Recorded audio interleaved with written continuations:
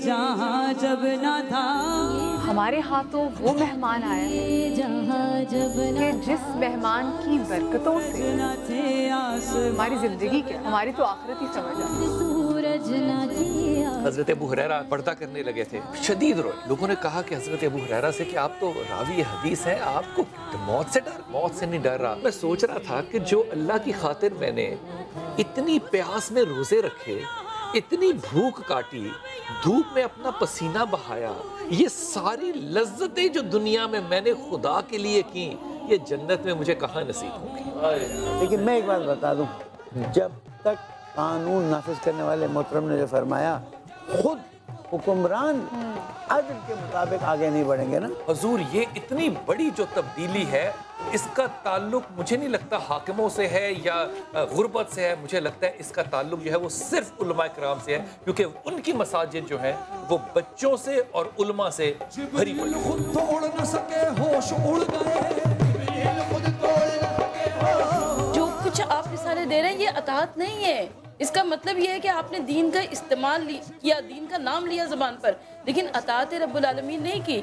अपने आप को उस सांचे में नहीं डाला कि जो अल्लाह रब्बुल इज़्ज़त। फर्ज कीजिए कि अल्लाह ताला ने जन्नत का लालच ना दिया होता, तो क्या मैं नमाजें पढ़ता, मैं रोज़ा रखता? मैं क्यों दीन पे आता?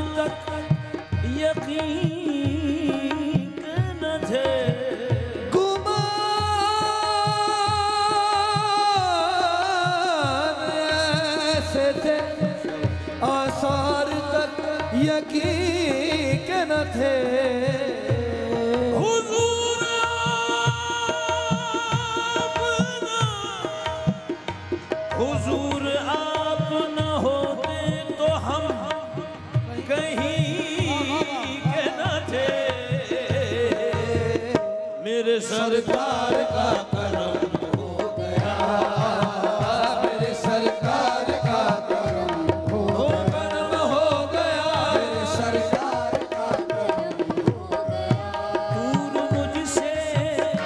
दूर मुझसे यूं गम हो गया, हाँ दूर मुझसे यूं गम हो गया, मेरे सरकार का करम हो गया, मेरे सरकार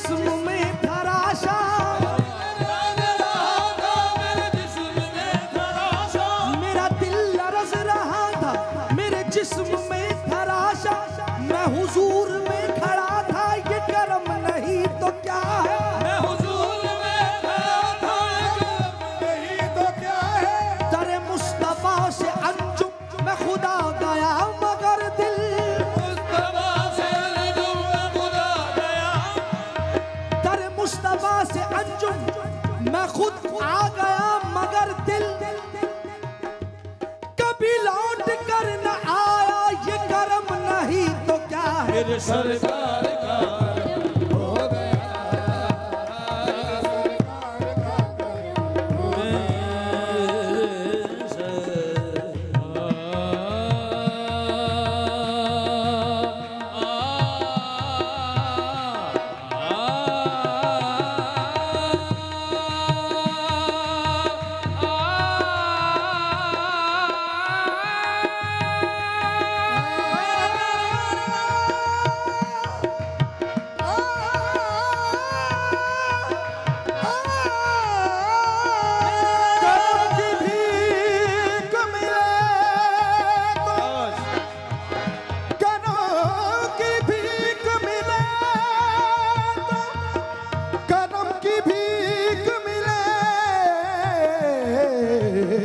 हयात बनती है।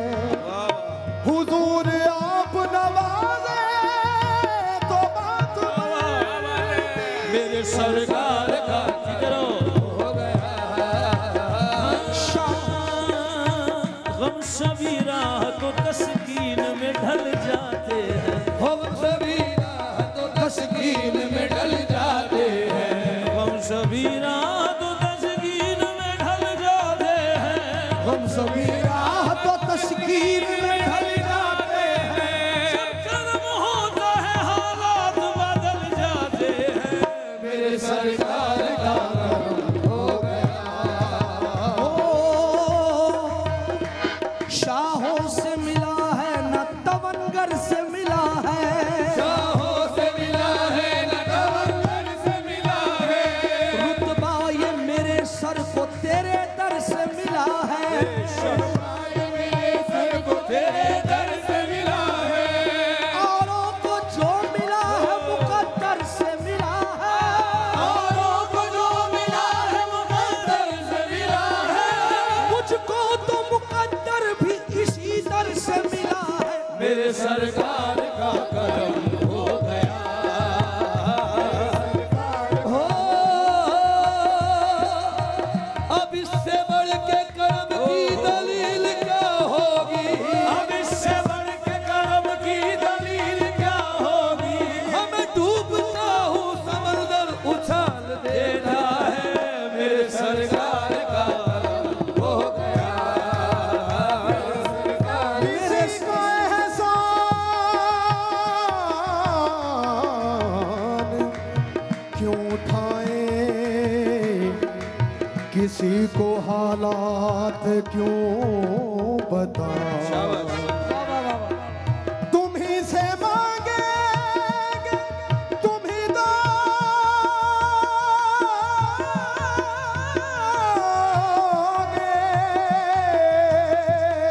तुम्हारे दर से ला लगी, मेरे सरकार का करम हो गया। मेरे सरकार का करम, और वो करम क्या है। खुशा वो दिन हरम पाक की फजाओं में था, खुशा वो दिन हरम पाक की फजाओं में था, खुशा वो दिन हरम पाक की फजाओं, खुशा वो दिन हरम पाक की फजाओं में था। ज़बां खामोश दिल महवे इल्तिजाओं में था। करम की इंतहा कर दी मुझे बुला के वहाँ, करम की इंतहा कर दी मुझे बुला के वहाँ, करम की इंतहा कर दी मुझे बुला के वहाँ, करम की इंतहा कर दी मुझे बुला के वहाँ। वो जानते थे मैं डूबा हुआ गुनाहों में था, मेरे सरकार का करम हो गया। मेरे नवाज़िशों को मैं कैसे बयां करूं, उनकी नवाज़िशों को मैं कैसे बयां करूं। खैरात लेने आया तो सुल्तान बना दिया, मेरे सरकार का करम हो गया। मेरे सरकार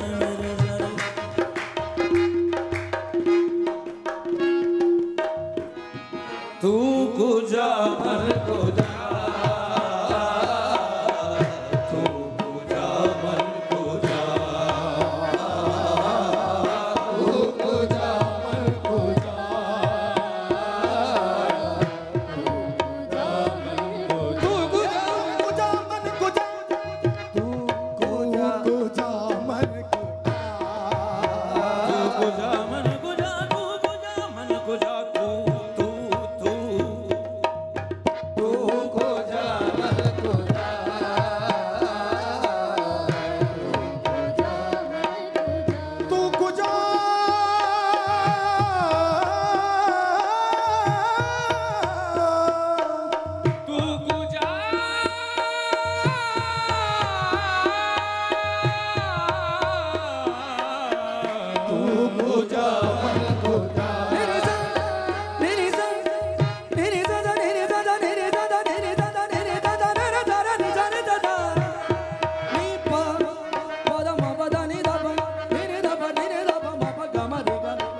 सारे गा रे गा मा पा मा गा रे सा पा मा गा रे सा पा मा गा रे सा तू कुजा तू कुजा तू कुजा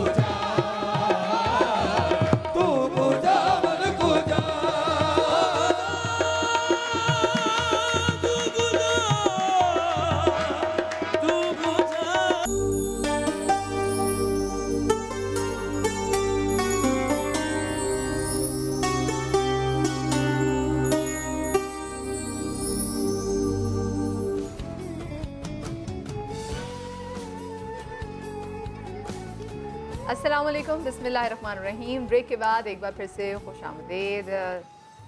आपके सामने इतनी खूबसूरत दूसरा रोज़ा है और उसकी भी इतनी खूबसूरत शुरुआत की गई। रोज़ा नहीं लगा, पता नहीं आप लोगों को लगे नहीं लगा, के की बिल्कुल कोशिश थी कि इलेक्ट्रिक की कि हमें रोज़ा लगे। मैं जो मेरे यहाँ पे गेस्ट है मैं उनसे भी पूछूंगी कि क्या उन्होंने उसकी जो कोशिश थी रोज़ा लगाने की हमें वो हमें लगा या नहीं लगा। लेकिन उससे पहले सबसे पहले अस्सलाम वालेकुम बिलाल भाई, कैसे आप? बिलाल भाई मैं बिल्कुल ठीक, आपको रोज़ा लगाऊं? आज लाइट नहीं थी मेरे घर में और मेरा यूपीएस भी जवाब दे गया हुआ था। वैसे मुझे नहीं लगता, मैंने 5-7 साल की उम्र से रोज़ा रखना शुरू किया, मुझे नहीं लगता कि मुझे कभी रोज़ा लगाओ। माशाल्लाह बिल्कुल भी, क्योंकि एक तो मसरूफियत इतनी इंसान अपनी रख ले, दूसरा मुझे लगता है जितनी ज़्यादा तकलीफ हो मैं कभी शेयर इसलिए नहीं करता क्योंकि उतना ही अजर है, क्योंकि आपने तो अल्लाह की मोहब्बत में करना है। सही, तो मुझे एक्चुअली ये रोज़ा लगने का ना डॉक्टर साहब कभी तसव्वुर भी नहीं समझ में आया। मुझे कभी तसव्वुर नहीं समझ आया। अल्लाह के लिए आप कुछ भी नहीं कर सकते, आपके लिए सब कुछ अल्लाह करता है, लेकिन अल्लाह के लिए आप भूखे रहते हैं, अल्लाह के लिए आप प्यासे रहते हैं और आप अपने आप पे हलाल जो है उसको दूर कर देते हैं। रोज़ा असल में उसको लगता है जो अल्लाह से लो नहीं लगाता। अच्छा, अब ये बात नहीं, मुझे लगता है मेरे पे लो लगाने का उसका रोज़ा नहीं लगता। डॉक्टर जमील राठौर, ये बहुत सुपर ह्यूमन बीइंग वाली बातें हो रही हैं and I am being very realistic. और मैं, आपको पता है मैं रियलिस्टिक, जो दिल में होता है वो बोल देती हूँ मैं, आपको पता है मैं ऊपर वाली बातें नहीं करती। कैसे डॉक्टर जमील राठौर साहब आज हमारे साथ है, कैसे मिजाज आपके ठीक ठाक है? सफदर भाई हमारे साथ हैं, आशिर यारदाव साहब भी हमारे साथ है, कैसे आप ठीक ठाक हैं? तबीयत आपकी ठीक ठाक है? तिब्बे नबी, क्योंकि आपको पता है कि इंशाल्लाह थ्रू आउट रमज़ान हम तिब्बे नबी में बात करते रहेंगे। और जैसे कल हमने खजूर की इतनी बात की थी कि खजूर की क्या क्या फ़वाइद है, फिर भी रह गए थे कि खजूर के बहुत ज़्यादा फ़वाइद हैं। आज भी हम एक ऐसी ही बहुत ही ज़बरदस्त चीज़ की बात करेंगे जो कि तिब्बे नबी में बहुत ज़्यादा अहमियत की हामिल है। हमारे साथ आगा गफ्फार साहब हैं। अस्सलाम वालेकुम आगा साहब, कैसे हैं आप? ठीक ठाक हैं? आगा साहब हमारे बड़े भी हैं, मेरे मॉर्निंग शो में भी आते हैं और हमेशा इनकी ब्लेसिंग्स हमारे साथ होती हैं, तो मुझे लगता है कि चीज़ें बहुत ही बेहतरीन हो जाएंगी।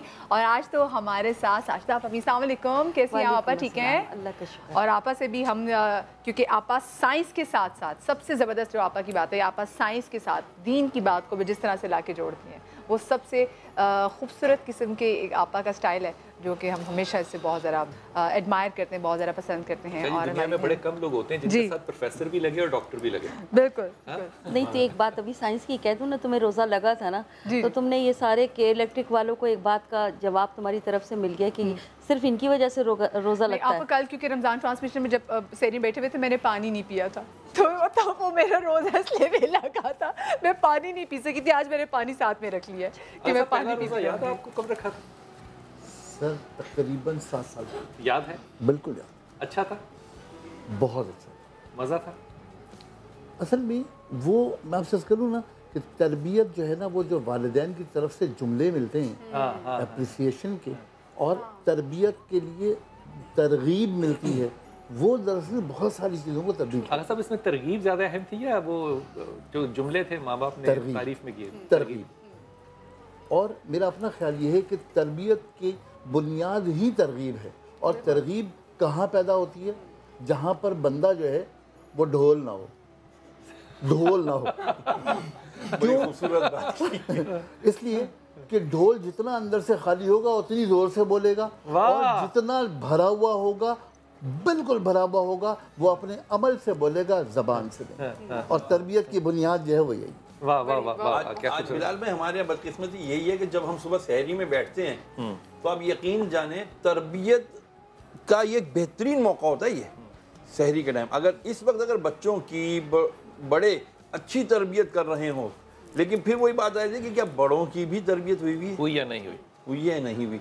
लेकिन बहरहाल हुई या नहीं, एटलीस्ट कहते ना लो आँख खुली सवेरा हो गया, तो हम कम से कम अब कोशिशें कर रहे हैं। जो ये टीवी पे आप लोग शोज़ कर रहे हैं, जो अवेयरनेस दे रहे हैं, इसका ही कुछ फ़ायदा उठा लिया जाए कि जी हाँ, हम अपने बच्चों को बताएं कि रोज़ा क्यों फ़र्ज़ हुआ, तकवा क्या है, ये चीज़ों को किस तरह से हमें अपने ज़िंदगी में नाफिज करना है। और शहरा साहब, जब माँ बाप खुद भी रोज़ा रख रहे होते हैं ना, तो बच्चों को देख के भी शौक होता है। जैसे बिलाल भी ने बोला, मैंने भी 5 साल की उम्र से रोज़ा रखना शुरू किया, लेकिन 9 साल के बाद मुझे नहीं याद पड़ता मैंने कोई रोज़ा छोड़ा हो, चाहे मैं बीमार हूँ, कुछ भी हो, और रोज़ा रखा है तो तसव्वुर ही नहीं है।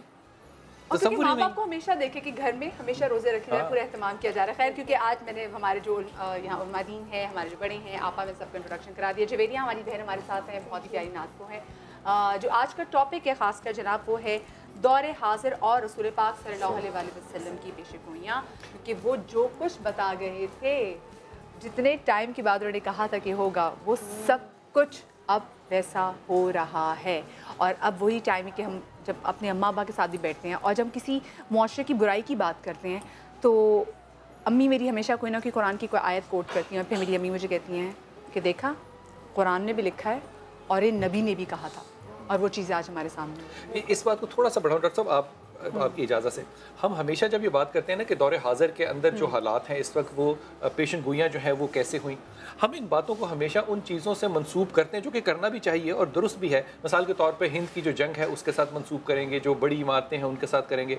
लेकिन मुझे लगता है नबी पाक की तमाम जो चीज़ें हैं जिनको कि आखिरत की तरफ या दौरे हाजिर की तरफ आप मंसूब कर सकते हैं, उनका ज़्यादातर ताल्लुक, तमाम का नहीं, ज़्यादातर का ताल्लुक जो है वो आपकी तरबियत से है। मिसाल के तौर पे नबी पाक सल्लल्लाहु अलैहि वसल्लम ने कसम खा के ये कहा, कसम खा के कहा कि अगर तुम 3 चीज़ों की कसम खाई, अगर तुम माफ़ कर दो तो तुम्हारी इज्जत में कभी कमी नहीं आएगी, कभी कमी नहीं आएगी। और अगर किसी को लगे कि कमी आ गई तो हौज़े कौसर पे मुझसे ले ले, जो कमी है वो मुझसे ले ले। अब हमारे अंदर जो मजाज है पैदा होना, जो नबी ने कहा हौज़े कौसर तक की बात की, हमने इस बात को अपनी ज़िंदगी की तरबियत नहीं बनाना। अल्लाह के नबी कहते हैं कि जिसने मांगना शुरू कर दिया, अल्लाह ने उसको कभी बरकत नहीं देनी। खैरात मांगने वालों को, भिखारी को अल्लाह ने बरकत नहीं देनी। लेकिन फिर नबी ने तीसरी कसम किस चीज़ की खाई कि जिस शख्स ने सदका और खैरात किया, अल्लाह उसके माल में बेपनाह अजाफा करता है, बेपनाह अजाफा करता है। नबी की तमाम बातें जो हैं, तमाम बातें जो है वो हमारे लिए ईमान का हिस्सा है, वो दौरे हाजिर हो या दौरे गुज़श्ता हो या जो भी हो। लेकिन डॉक्टर साहब, इस पे आज चाहूँगा कि आप लोग इस पे बड़ी ही ज़्यादा तवज्जो फरमाइए कि जितनी भी निशानियाँ बताई और दौरे हाजिर में हम देखते हैं, हमें तो हर निशानी देख के लगता है कि या अल्लाह, ये तो अल्लाह के नबी ऐसे ही कह गए। अम्मा आयशा ने कह दिया कि वो जो आप पे हाकिम होंगे, वो आप पे जो मुसल्लत किए जाएंगे, वो आपकी करतूतों का ही इवज़ होगा। तो आज मैं तो कल सुबह से सोच रहा हूँ कि ये जो कुछ हो रहा है, अगर ये मेरे करतूत है तो मेरी तो तौबा ही नहीं कबूल हो रही। ये इतने लोग ऐसे, ये जितने मामलात हैं आज दौरे हाजिर में, डॉक्टर साहब आप इनको नबी की, रसूल पाक सल्लल्लाहु अलैहि वसल्लम की या कुरान की जो मुतशाबिहात तो मैं नहीं कहूँगा, जो अलामात हैं, उनमें कैसे देखेंगे? बिस्मिल्लाहिर्रहमानिर्रहीम। बड़ा खूबसूरत माहौल है, माह रमज़ान की सातें हैं, और मैं समा टीवी के इस पैनल पर बैठकर तूल अर्ज़ में और पाकिस्तान के अतराफ़ व अकनाफ़ में रहने वाले सारे मुसलमानों को माह रमज़ान की दूसरी सहरी की मुबारकबाद पेश करता हूँ। और पहले मैं मदिया ने बड़ी खूबसूरत बात की कि उनकी वालदा कहती है अल्लाह के कुरान में लिखा है, ये नबी ने भी फरमाया है। तो मैं समझता हूँ यही हक़ है, इसलिए कि जब हम कुरान पढ़ते हैं आम तौर पर इख्तिताम पर तिलावत के सदक़ल्लाहुल अज़ीम कह देते हैं। असल में जिनको सही तालीम हासिल है वो पूरा पढ़ते हैं सदक़ल्लाहुल अज़ीम व सदक़ रसूलुहुन नबीयुल करीम। ठीक है ना, अल्लाह ने सही फरमाया, रसूल ने सही फरमाया, और अल्लाह ने ख़ुद फरमाया इन्नहु लक़ौलु रसूलिन करीम, ये तुम्हारे रसूल के अक़वाल हैं। ठीक है ना, तो कुरान को अल्लाह ने मजाजन तस्बीह दी है रसूलुल्लाह के अक़वाल से। क्या बात है, सब इस बात को खोलिए। अल्लाह ने कहा, आयत अल्लाह की, लेकिन अल्लाह कह रहे हैं कि ये कौले लक़ौल रसूल है, इन्नहु लक़ौलु रसूलिन करीम वमा हुवा बिक़ौलि शायर। वाह वाह वाह, ये किसी शायर के कौल नहीं है, ये रसूल के अक़वाल है, क्योंकि वो दहने मुस्तफ़ा से अदा हुए, कलाम अल्लाह का है। वमा यंतिक़ु अनिल हवा इन हुवा इल्ला वह्युन यूहा। लोगों, रसूल जो कुछ बोलते हैं अल्फाज हमारे होते हैं और वो अदा लबे मोहम्मद मुस्तफ़ा। इसलिए सहाबा किराम रिज़वानुल्लाह ताला अलैहिम अजमईन का ये सुन्नत मुतवातिरा थी, उनका तरीक़ था। क्योंकि मदिया ने बात की तो इश्क की वो कैफियत है और आका की जो अज़मतें नज़र आती हैं, तो मैंने चाहा मैं इस पर कलाम कर लूँ। सहाबा, आज हम कहते हैं जो भी मामला अल्लाह बेहतर जानता है, बखुदा ये हमारा तरीक़ा है, ये हमारा ईजाद किया हुआ है। सहाबा का ये तरीक़ा नहीं था। सहाबा किराम रिज़वानुल्लाह ताला अलैहिम जब भी कोई बात सुनते तो वो कहते अल्लाहु आलमु व रसूल, अल्लाह बेहतर जानता है, उसका रसूल बेहतर जानता है। ठीक है ना, हाँ, रदीना बिल्लाही, हम अल्लाह से राज़ी हैं, व बिल इस्लामी व बि रसूलिन। वो जब भी कहते हैं कि अल्लाह के रब होने से राज़ी हैं, दीन के इस्लाम होने पर राज़ी हैं, और हम रसूल के रसूलुल्लाह होने पर राज़ी हैं। ठीक है ना, तो ये उनका तरीक़ा था। जिस तरह आप देखिए कि खुतबा हज्जतुल वदा हुज़ूर अकरम सल्लल्लाहु अलैहि वसल्लम पूछते हैं, ये बताओ कि ये कौन सा महीना है, किसको मालूम नहीं था हज करने आए हुए कौन सा महीना है? फरमाते अल्लाह के रसूल बेहतर जानता, अल्लाह बेहतर जानता, रसूल बेहतर जानता। 1.25 लाख सहाबा इकराम। फिर आप पूछते हैं कि बताओ ये दिन कौन सा है? सबको मालूम है, मैदान अरफात है, 9 ज़िलहज्जा है, लेकिन सब कहते हैं अल्लाह आलम व रसूल। ये आजिज़ी का भी बड़ा पहलू है, तरबियत, और ये तरबियत है। जैसे आप तरबियत की बात की ना, तो तरबियत मैं ये समझता हूँ, मैं अक्सर कहा करता हूँ कि औलाद वो नहीं करती जो वालिदैन कहते हैं, बल्कि औलाद वो करती है जो वालिदैन करते हैं। बिल्कुल, ठीक है ना, तो यकीनी तौर पर माहौल ऊपर से आता है। अब मैं आपके टॉपिक की तरफ, मौजू की तरफ आता हूँ। आपने हमारा कल वाला मसला भी हल कर दिया कि हम लोग अपने उलमाए कराम से, उस्ताद से सीखते क्यों नहीं है, क्योंकि कहने से नहीं सीखा जाता, करने से सीखा जाता है। बिल्कुल ऐसा है। और मैं आपको इसको मज़ीद खोल दूँ। देखिए, वही 2 तरह की है, एक तो वही मतलू और वही गैर मतलू। वही मतलू उसको कहते हैं जिसे तिलावत किया जाता है, उसे कुरान कह दिया। और जिस हदीस को वही को रसूल पर नाजिल हुई और आपने अपने दहन मुबारक से जारी किया और कहा कि ये हदीस है, तो उसे हमने हदीस वही गैर मतलू कह दिया। और बड़े मज़े की बात बताऊँ, यकीनन उस शाकान के लिए मौजू जो है बड़े वो फ़रत अंगेज़ हुआ करते हैं। अब मैं तो ये कहता हूँ, कुरान भी कुरान बनता है तो हदीस से बनता है। वाह भाई, हमारा तो ईमान है ये। वाह वाह वाह, कुरान भी तस्दीक कर रहे हैं आप। कुरान भी कुरान बनता है तो हदीस से बनता है। आप मुझसे दलील मांगिए, मांगिए आप दलील। जी दलील। देखिए, अब रसूल अकरम सल्लल्लाहु अलैहि वसल्लम पर वही नाजिल हुई और आपने वो वही के अल्फाज जो नाजिल हुए क़ल्ब अतहर मुस्तफ़ा पर, ज़बान मुस्तफ़ा से जारी हुए, और आपने फरमाया कि ये जो मैंने कुछ पढ़ा है ये कुरान है, ये अल्लाह कह रहा है, ये कुरान है। अब आपका ये फरमाना कि ये कुरान है, ये क्या है? ये हदीस है। लिहाजा कुरान भी कुरान बनता है तो हदीस से बनता है। और आपने फरमाया ये जो मैंने अभी पढ़ा ये कुरान है, इसको फला मकाम पर रख दो। मालूम कुरान भी कुरान बनता है तो हदीस से बनता है, और कुरान तरतीब भी पाता है तो ज़माने मोहम्मद मुस्तफ़ा से। अगर कुरान को समझना हो तो रसूल को देख लो, और रसूल को समझना है फिर कुरान देख लो। तो ये तो बिल्कुल आपस में दो कनेक्शन वो बातें हैं। मैं वही जो अब जैसे मैंने बात की कि जो कुरान में जो पेशगोई की कि एक ज़मान जो जिसमें क़यामत की निशानियाँ भी आ जाती हैं। मैं आखिरी बात जैसे हम बोलते हैं कुरान की पेशन गोइयाँ, तो मैं बताऊँ कुरान की भी पेशन गोइयाँ है, साहिब कुरान की भी पेशन गोइयाँ। ये बहुत खूबसूरत बात। अच्छा, अब जो उसमें क्योंकि आगे क़यामत के बारे में इतनी बात की गई है कि जब जो वक्त आएगा, एंड ऑफ द टाइम जो भी होगा, तो उसमें ये चीज़ें नुमादार होना शुरू होंगी, ये निशानियाँ होंगी, फिर रसूल पाक ने भी बताई। तो उनमें से निशानी देखिए कर अभी लगता है कि दौरे हाजिर की निशानी में से कि क्या हम बिल्कुल उसके करीब पहुँच गए हैं। बिस्मिल्लाहिर्रहमानिर्रहीम, अल्लाहुम्मा सल्ली अला सय्यिदिना मौलाना मुहम्मद व अला आलिहि व सहाबिहि व बारिक वसल्लम। मैं हज़रत इब्न मसऊद रज़ियल्लाहु ताला अन्हु को जो बयान किया रसूल करीम अलैहिस्सलाम ने, उसकी चंद एक बातें अर्ज़ कर दूँ। इरशाद फरमाया, ए इब्न मसूद, अन करीब क़यामत की निशानियाँ ज़ाहिर होंगी। उनमें से चंद ये होंगी कि अपनों से नाता तोड़ा जाएगा और गैरों से राबते जोड़े जाएंगे। अपनों से नाता तोड़ा जाएगा और गैरों से जोड़ा जाएगा। हाँ।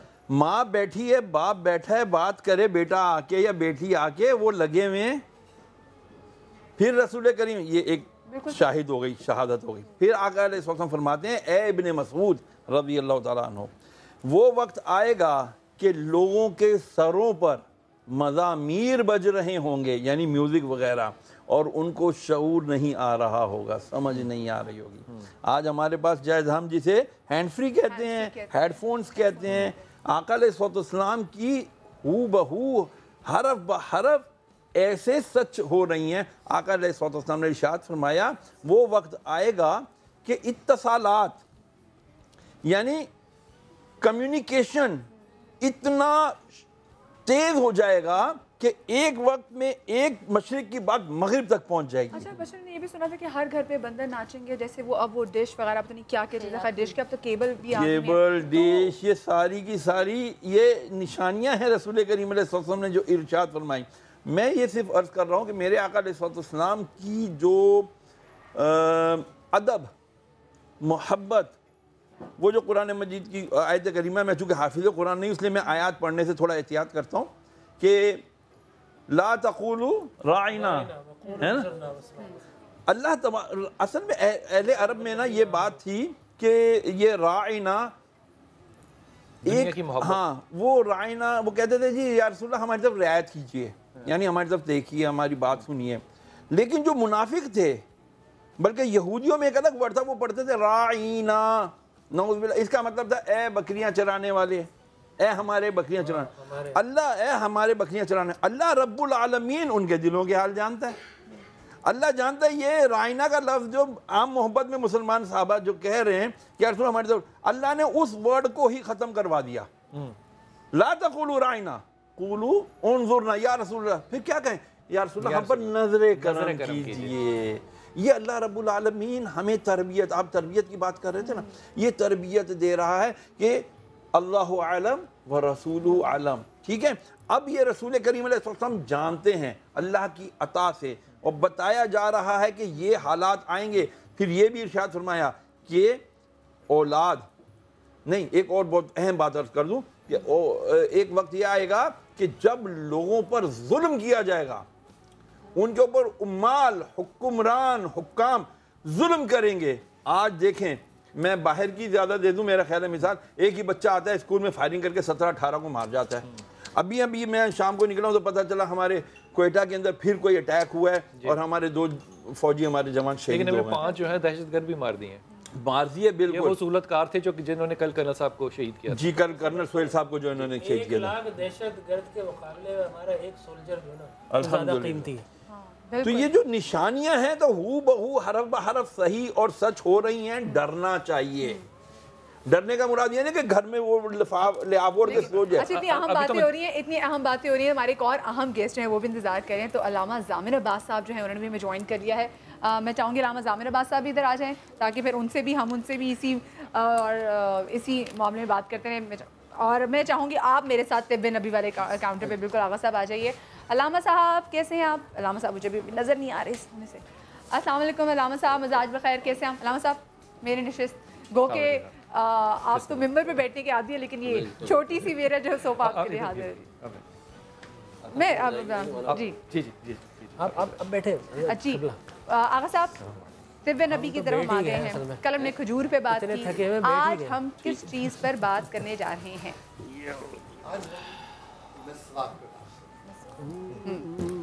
जिसका इस्तेमाल अब बहुत कम हो गया है, आम तौर पर बहुत कम हो गया है, लेकिन हुक्म है। सबसे पहली बात तो ये कि बस हुक्म के बाद कोई चीज़ बचती ही नहीं। कल भी हमने यही बात की, हुक्म के बाद कुछ नहीं बचता।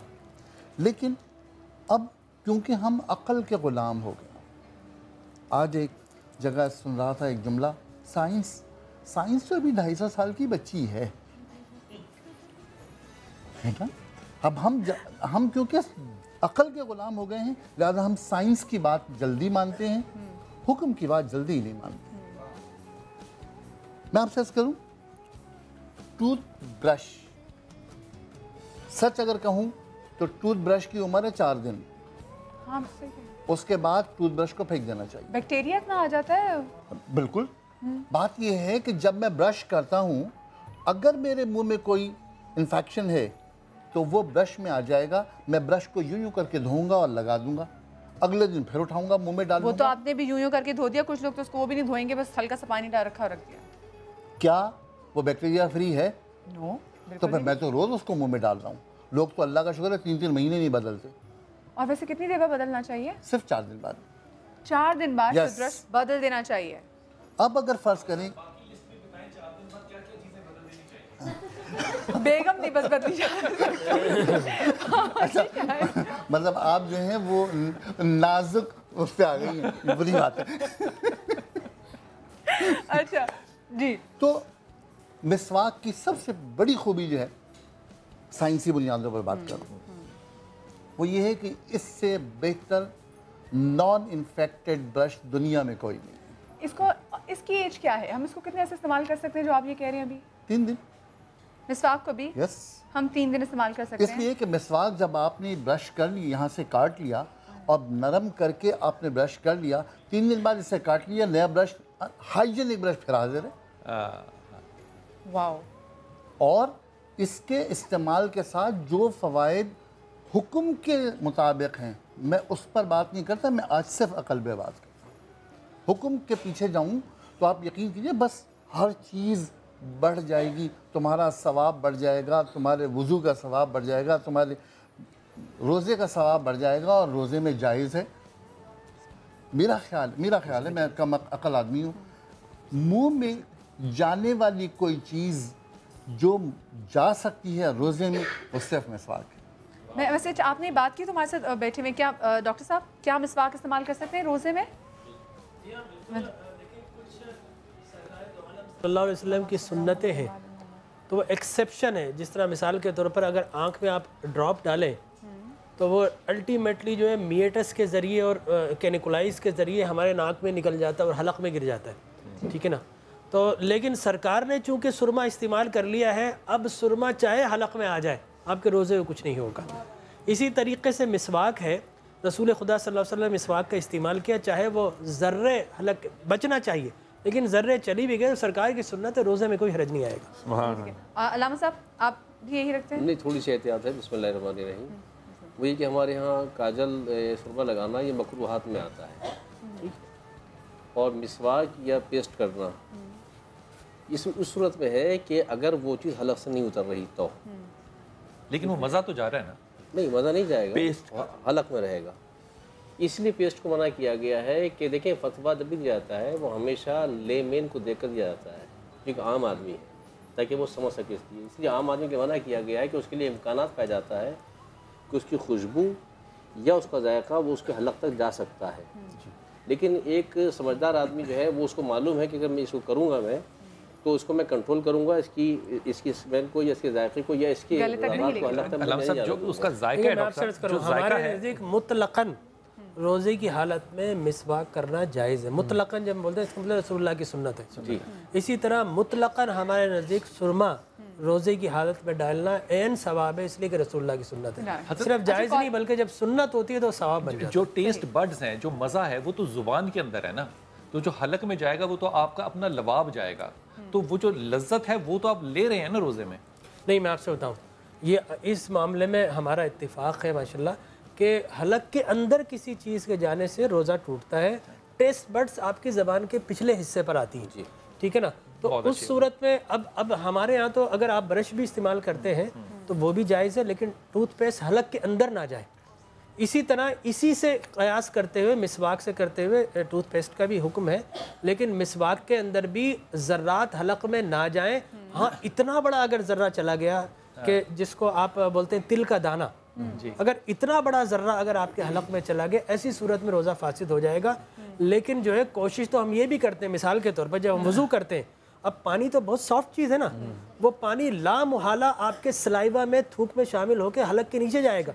लेकिन चूंकि वज़ू करना नमाज की शराइत में से है और रोज़े की हालत में भी नमाज हम पढ़ते हैं, ज़ाहिर एग्जाम नहीं होती, लिहाजा ऐसी सूरत में वज़ू करने से ऐसा नहीं बल्कि मना किया गया, कराहियत है कि आप वज़ू करने के बाद बाज़ लोग बार बार थूकते हैं कि पानी अंदर ना चले, वो कराहियत है, वो कराहियत, ठीक है ना। आपने एक दफ़ा थूक दिया अच्छी तरह, आसानियाँ पैदा करता है, आसानियाँ पैदा करता है। तो मैं तो ये समझता हूँ कि बल्कि आपके जिस्म में आप नहा रहे हैं, ऐसी सूरत में भी आपके मसहाम के जरिए, मेडिकल साइंस ये बोलती है कि पानी के ज़र्रात जा रहे हैं, लिहाजा वो एक जो सहूलत दे दी है, रुख्सत दे दी है, उसके ऊपर आप शको शुबा ना करें। लेकिन सही, ठीक है। अच्छा, कॉलर हमारे साथ हैं, और क्योंकि मैंने कहा मिसवाक की बात हो रही है और मादीन भी साथ बैठे हैं, तो अच्छा है ना, मजे की। क्यों आगा साहब, मैंने कोई गलती तो नहीं की ना? बहुत अच्छी बात है, ये तमाम चीज़ें जो कन्फर्म हो रही हैं, और हमारा काम जो बुनियादी तौर पर यहाँ पर है वो ये कि जो इल्म है वो लोगों तक पहुँचाया जाए, और तरबियत के साथ, तरबियत की दयानतदारी के साथ, दयानतदारी से, और ढोल ना बना जाए। कॉलर साथ है, अस्सलाम वालेकुम। ये ढोल वाली मिसाल याद रखनी है आपने। जी, कौन सा बात कर रहे हैं?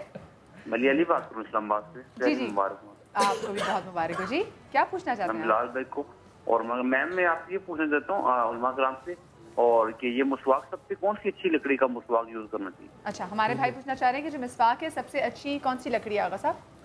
पेलो। पेलो। पेलो लोग जो हैं वो कऊ के नहीं, बहुत कॉमन है। कितनी किस्म की होती है मिसवाक? मिसवाक हर दरख्त की मिसवाक हो सकती है, हर दरख्त की हो सकती है।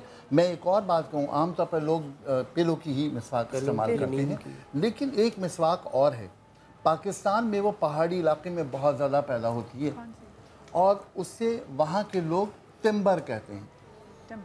टिम्बर एबटाबाद के ज़िले में बहुत ज़्यादा होती है, उसका जायका चिरचिरा होता है, बहुत तेज़ होता है, और जब उसकी तहकीक की तो उसमें जो उसका इंग्लिश नेम था वो था टूथ एक ट्री, यानी दांत के दर्द का दरख्त, और वाकई वो दांत इसी तरह साफ़ करता है, और उसे हमारे यहाँ तिब में जब मैंने देखा तो उसे कहते हैं कबाब खन्ना, और कबाब खन्ना जो है वो हमारे यहाँ कई मंजनों में डलता है, और मुँह साफ़ करने के लिए द माउथ फ्रेशनर वो इस्तेमाल होता है। ज़बरदस्त। अच्छा, एक और कॉलर साथ है। अस्सलाम वालेकुम जी।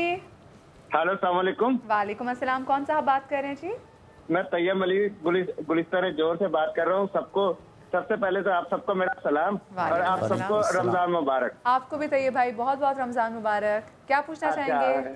अच्छा, मैं पूछना चाह रहा था, ये अभी ये भाई साहब ने जो है एक बताया मिसवाक के बारे में। हाँ जी। मिसवाक के बारे में इसमें कोई नो डाउट, तो मिसवाक जो है सुन्नत रसूल है, लेकिन आजकल की जो मिसवाक है वो फ्लेवर में आ रही है। तो सबसे पहले तो इनको जो है ये बताना चाहिए, तो फ्लेवर जो है रोजे के अंदर जो है हम लोग इस्तेमाल नहीं कर सकते। अच्छा, ठीक है। और दूसरी बिलाल भाई से एक बात करनी थी। जी बिल्कुल कीजिए। हेलो, अस्सलाम वालेकुम बिलाल भाई। वालेकुम अस्सलाम। क्या हाल है बिलाल भाई? अल्लाह का शुक्र है। ये फ्लेवर वाली मिसवाक आपने हैरान कर दिया है, मिसवाकों में भी फ्लेवर आ गया यार। जी, मैं आपको वही बताने लगा हूँ कि आए दिन फ्लेवर वाली मिसवाक कहाँ से खरीदी, बताइए जरा। ये लौंग आ रहा है, इलायची आ रहा है, और कई किस्म के फ्लेवर आ रहे हैं। ये चाइना से आ रही है, ये यही बन रही है? यहीं से बना रहे हैं। अच्छा, पैकिंग में आ रहे हैं सर। मैंने सिग्नल्स पे भी देखा, लोग मिसवाक वहाँ पे भी बेच रहे होते हैं। आप सही कह रहे हैं। बिलाल भाई से बात करनी है। बिलाल भाई। जी जी बेटा। अच्छा बिलाल भाई, मैं मुसलसल 4 साल से आपका प्रोग्राम मुसलसल रमजान का देख रहा हूँ। अल्लाह जन्नत है अमजद साबरी साहब के, उनके प्रोग्राम सारे देख रहा हूँ। सही है।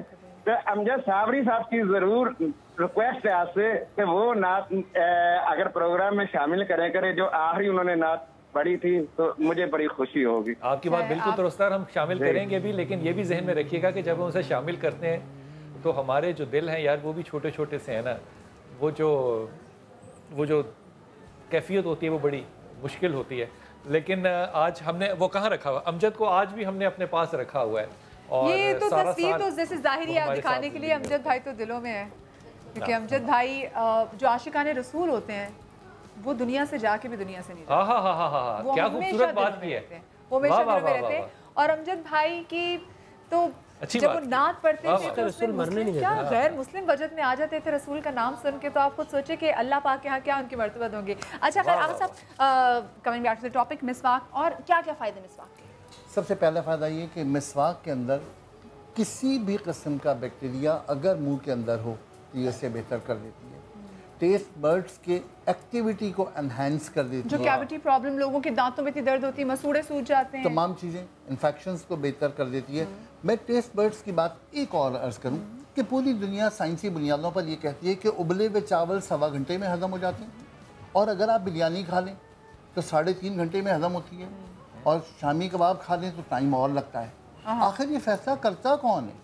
गोश्त के तो एंजाइम्स अलग हैं, चावल के अलग हैं, तो फिर ये फैसला कौन करता है? ये फैसला हमारे टेस्ट बर्ड्स करते हैं कि जब टेस्ट बर्ड्स हमारे ब्रेन को मैसेज देते हैं कि ये चावल हैं और उबले हुए हैं, तो वो 1.25 घंटे का प्लान करके आगे भेज देता है।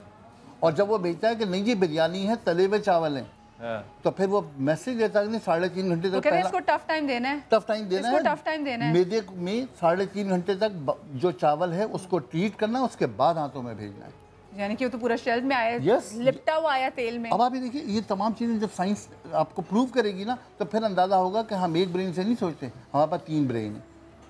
फिर वो बात लंबी हो जाएगी। आगा साहब, इसका मतलब ये हुआ कि मैदे को कहना चाहिए कि SMS करना बंद करे और जो हम खा रहे हैं उसको बर्दाश्त करें। बहुत अच्छी बात। एक और कॉलर साथ है। अस्सलाम वालेकुम जी। हाँ, ये आपका मैदा है, इसका जो आगाज है मुंह से। हेलो, अस्सलाम वालेकुम जी। जी वालेकुम सलाम। कौन सा बात कर रहे हैं? आकिब जी। आकिब, रमजान मुबारक आपको। आकिब भाई क्या पूछना चाहेंगे? नहीं, आपको रमजान मुबारक, खैर मुबारक। Thank you. क्या पूछना चाहेंगे? जी मसवाक के मुतालिक हम पूछना चाहेंगे। जी जी आकिब भाई जी। आगे आप बोल रहे थे कि मसलन मसवाक का बोर्ड की मसवाक कर लेंगे। बोर्ड। अच्छा मुझे ये बताएं कि अभी जो बोला है कि अभी बोर्ड का दरख्त होता है ना, उसकी मसवाक आपने बोला था कि हर एक मसलन की मसवाक हो जाएगी। जी जी, हर नरम लकड़ी मिसवाक बन सकती है। आप दरख्त से तोड़िए, इस्तेमाल कर लीजिए। आप नीम भी इस्तेमाल कर सकते हैं। नीम भी इस्तेमाल कर सकते हैं, उसकी मिसवाक इस्तेमाल करते हैं। कड़वा नहीं होगा? नीम कड़वा होगा, लेकिन बात है कि फिर उसकी खूबियाँ आपको कितनी चाहिए, उसकी अफादियत हर चीज़ की अलग होगी। वैसे मुझे लगता है मिसवाक पे तो अगर पूरा शो भी किया जाए तो कम है, लेकिन क्या करें, हमारे जो उसका सेगमेंट का जो टाइम है वो थोड़ा सा मुख्तसर है। तो अभी क्योंकि मुझे ब्रेक लेनी, लेकिन ब्रेक से पहले मैं चाहूँगी जवेरिया हम नात से जो है वो ब्रेक की जाना चाहें।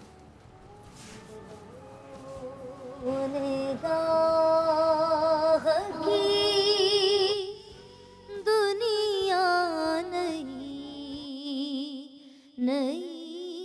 हुई है,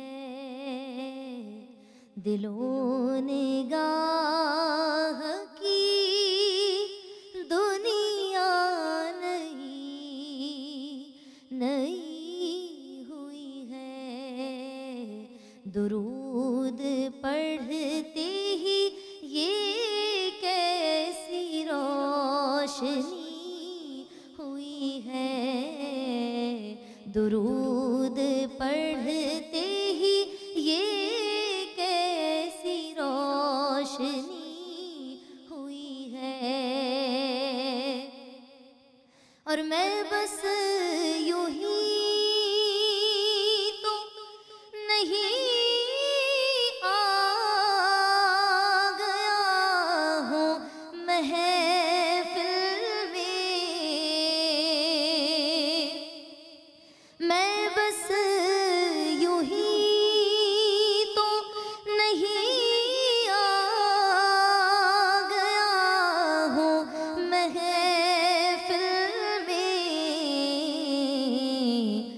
कहीं से इज़्न मिला है तो हाज़री हुई है।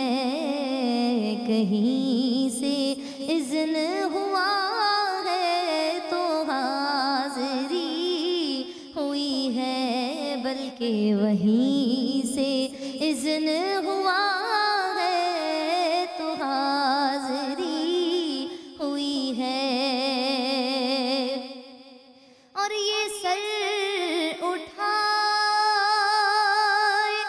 जो मैं जा रहा हूँ जानिब खुल्द। जब बरोज़े क़यामत तमाम अंबिया और तमाम उम्मतें मौजूद होंगी, लेकिन शफाअत का सहरा सर अक़दस पे हुज़ूर अकरम सल्लल्लाहु अलैहि वसल्लम के सजा होगा। जिसको वो इशारा फरमा देंगे उसके लिए जन्नत जो है वो बिल्कुल खुली है और उसको इजाज़त है। लेकिन शायर ने अब अगर हम सब अपने ऊपर रखकर सोचें और इस शेर को महसूस करने की कोशिश करें कि ये सर उठाए जो मैं जा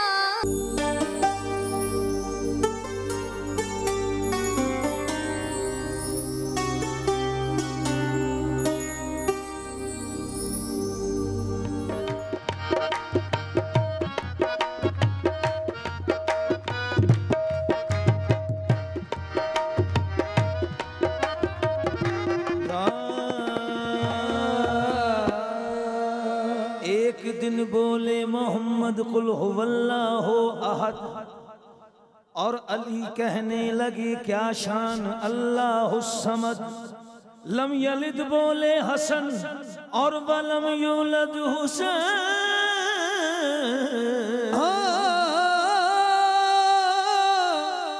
लम यलिद बोले हसन और वलम यूलद हुसैन। फातिमा बोली वलम कुल्लहु कुफुवन अहद। डॉक्टर साहब कुतुब भाई नया कलाम पेश कर रहा हूँ पंजतन की बारगाह। प्यार करता हूँ नबी की आल से, प्यार करता हूँ नबी की आल से, प्यार करता हूँ नबी की आल से, प्यार करता हूँ आल से, प्यार करता हूँ नबी की आल से, प्यार करता हूँ नबी की आल से, प्यार करता हूँ, प्यार करता हूँ नबी की आल से, प्यार करता हूँ नबी की आल से, हाँ प्यार करता हूँ नबी की आल से। सैयदा ज़हरा अली के लाल से, सैयदा ज़हरा अली के लाल से, सैयदा ज़हरा अली के लाल से, सैयदा। ओ जितना भी करूँ नाज मेरा नाज बजा है, सैयदा ज़हरा अली के लाल से, सैयदा ज़हरा अली के सैयदा ज़हरा। मेरे दिल की मुस्तफा को है खबर, मेरे दिल की मुस्तफा को है खबर, मेरे दिल की मुस्तफा को है खबर, मेरे दिल की मुस्तफा को है खबर। आप वाकिफ हैं मेरे हर हाल से, आप वाकिफ हैं मेरे हाल से, आप वाकिफ हो मेरे हर हाल से, आप हाँ मेरे दिल की मुस्तफा को है खबर, मेरे दिल की मुस्तफा को है खबर। और आप वाकिफ हैं मेरे हर हाल से, आप वाकिफ हैं। आया ए तत्हीर की, आया ए तत्हीर की तफसीर है, आया ए तत्हीर की तफसीर है, आया ए तत्हीर की तफसीर है।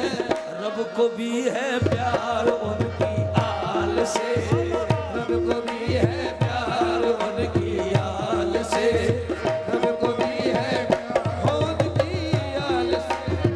आया ए तत्हीर की तफसीर है, तत्हीर की तफसीर है। रब को भी है प्यार उनकी आल से, हाँ बेदम यही तो बात है मकसूद कायनात, बेदम यही तो बात है मकसूद कायनात। खैरुन्निसा हुसैन व हसन मुस्तफा अली, रब को भी है प्यार उनकी आल से, रब को भी है हर घड़ी है सर पे साया पंचतन, हर घड़ी है सर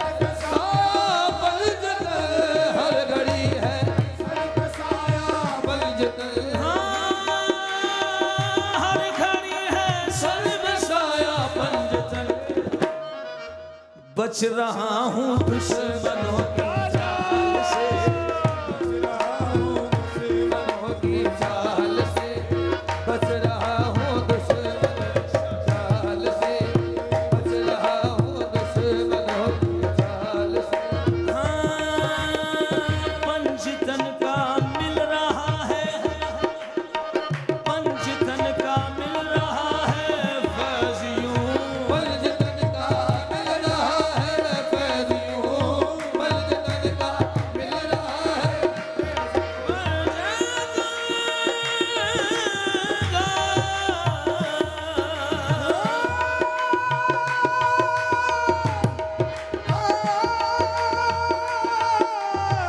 पंचतन का मिल रहा है फैज़ यूं, पा रहा हूँ मैं कलंदर लाल से, पा रहा हूँ मैं कलंदर लाल से, पा रहा हूँ मैं कलंदर लाल से, पा रहा हूँ मैं कलंदर लाल से, पा रहा हूँ मैं कलंदर लाल से, पा रहा हूँ मैं कलंदर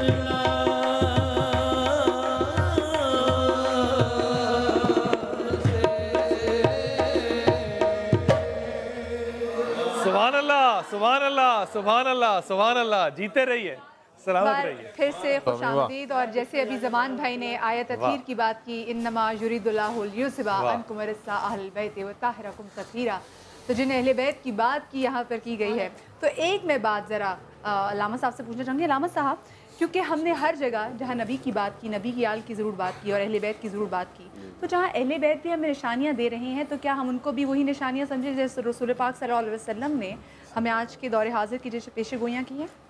बिस्मिल्लाहिर्रहमानिर्रहीम। क्या खूबसूरत सवाल पूछा है, वाह। देखिए, जैसे भी उन्होंने खुद कलाम में एक जुमला अदा किया कि सूरह तौहीद की तफसीर जो है ये पंजतन पाक नहीं शनाख्त करवाया कि खुदा है कौन, ठीक है। जब उन्होंने ही पहचानवाया है कि अल्लाह कौन है, तो जो ज़बान रिसालत है वही ज़बान अली है, इसलिए कि अली के वजूद में जो पहली ग़ज़ा आई है वो लुआब दहन रिसालत है, ठीक है। परवरिश किसने की है? रसूल खुदा ने की है। तो अली से ज़्यादा तो कायनात में कोई शख्स हो ही नहीं सकता जो मिजाज रिसालत को ना समझे। बेशक। जो जब अली से बढ़कर कोई ऐसा नहीं जो मिजाज रिसालत को इसलिए कि पाला है, 30 साल का फ़र्क है, और बचपन में ही गोद में ले लिया था। तो जिस बच्चे को अपने हाथों से नहलाते हों, कंघी करते हों, संवारते हों, सजाते हों, अपने कंधे में उठा कर लेके जाते हों, तो जितनी उसने सोहबत खुशबू को महसूस किया था तो किसी ने महसूस ही नहीं किया है। और ज़ाहिर है कि जब उसने खुशबू को महसूस किया तो उसने हर अमल को महसूस किया है, हरकत हो, सकनात हो, कौल हो, अफ़ाल को, हर चीज़ को अपनी ज़ात का हिस्सा बनाया है वो। तो जो खुदा की आयात हैं उनकी बेहतरीन तफसीर सिवाय रसूल के कोई नहीं कर सकता। और जो रसूल कह रहे हैं, माशाल्लाह से डॉक्टर साहब कह रहे थे, जो रसूल कह रहे हैं उस रसूल के कौल की तफसीर सिवाय अली के सिवा कौन सा कर सकता है? क्या खूबसूरत बात की है, क्या खूबसूरत बात ये औलाद अली और औलाद अली, सल्लूनी अम्मा तुम, क्या खूबसूरत बात। ये दावा कौन कर सकता है? पूछो मुझसे क्या पूछना है।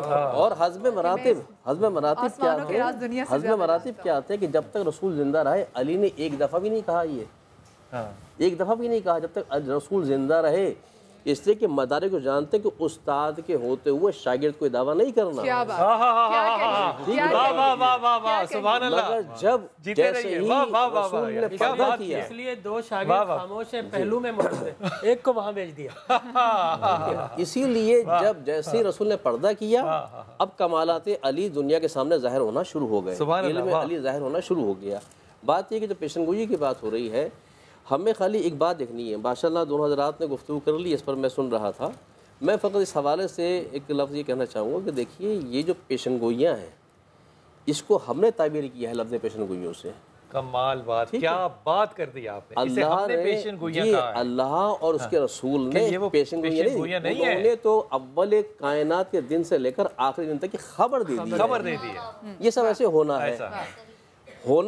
जो अलामत कहते हैं ना, जैसे हम किसी रोड पर जा रहे हैं, हम बता रहे हैं किसी को फला मंजिल पर जाना है, अलामत में कह देते हैं कि फला साइन बोर्ड आएगा, उसके बाद ये आएगा, इसके बाद ये आएगा। जब चीज़ें आती रहें तो समझना कि मंजिल के करीब पहुंच रहे हो। ये जो अलामतें हैं कि ये कैफियत होगी, मर्दों का हाल ये होगा, औरतों का हाल ये होगा, तरक्की संता तक पहुँच जाएगी, ये अलामतें हैं वो उस कुर्ब क़यामत की।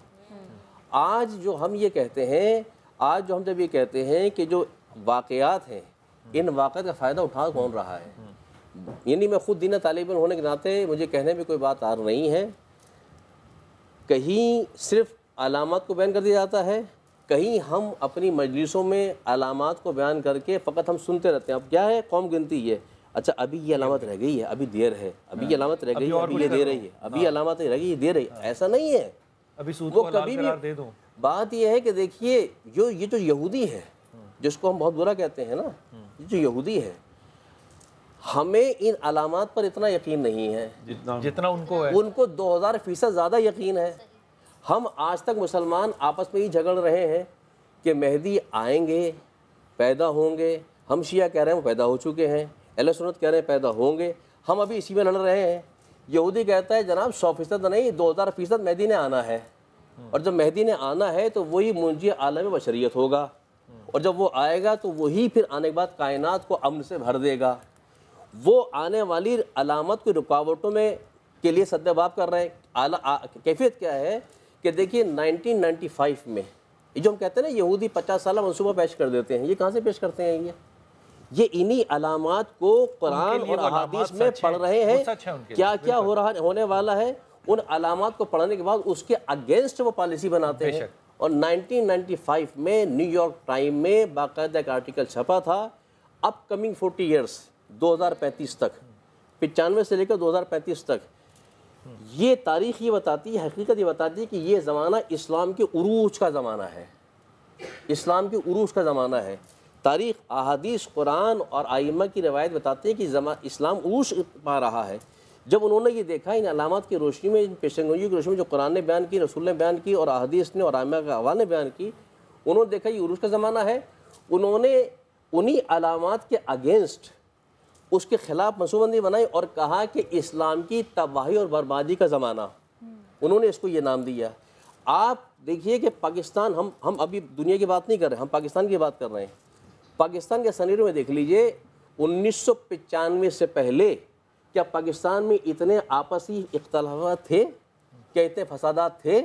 लिसानी हवाले से हो, मजहबी हवाले से हो, फ़िरक़े के हवाले से हो, इतनी दुनिया नहीं थी। क्योंकि उसमें भी हम ये कहते हैं ना कि रसूल पाक सल्लल्लाहु अलैहि वसल्लम ने कहा था कि 72 फ़िरक़े आएंगे। हम उसमें भी आगे फिर ये दलील पेश कर देते हैं कि जो बजाय कि तफरक़ेबाज़ी में ना पड़े, हम यही दलील पेश करते हैं ना। बात बिल्कुल बजाय, ये इब्न माजा की डॉक्टर साहब जो रवायत है, और इसमें मुझे ये लगता है कि वो जो रवायत है हम उसको शायद उस तरह परसीव नहीं कर रहे, क्योंकि उसमें मुझे लगता है कि तंज की बात है, वो जूती की बात की है कि हम मेरी उम्मत जो है वो बिल्कुल उनकी एक रिवर्स इमेज में जाएगी, और अगर उनके 72 होंगे तो हमारे 73 होंगे। अगर वो अपनी किसी बुराई को करेंगे तो मेरी उम्मत उससे ज्यादा बढ़ के बुराई की। भाई आप दिया है, आप बटेंगे तभी तो आप बिखरेंगे, तभी ये इसी बात से मुझे देखिए अब आप लाहौर में अजान फजर का वक्त जो है वो होने वाला है। मैं यहाँ पे एक छोटी सी ब्रेक लूँगी। ब्रेक के बाद जब वापस आऊँगी तो फिर सफदर भाई के कलाम से आएंगे। तो लाहौर वाले जितने भी लोग हैं जल्दी जल्दी से आप लोग सहरी कर लें, ढेर सारा पानी पिएं, अभी तो मौसम अच्छा है, बाद में गर्मी होने वाली है। छोटे से वक्फे के बाद हाजिर होते कहीं मजा आएगा।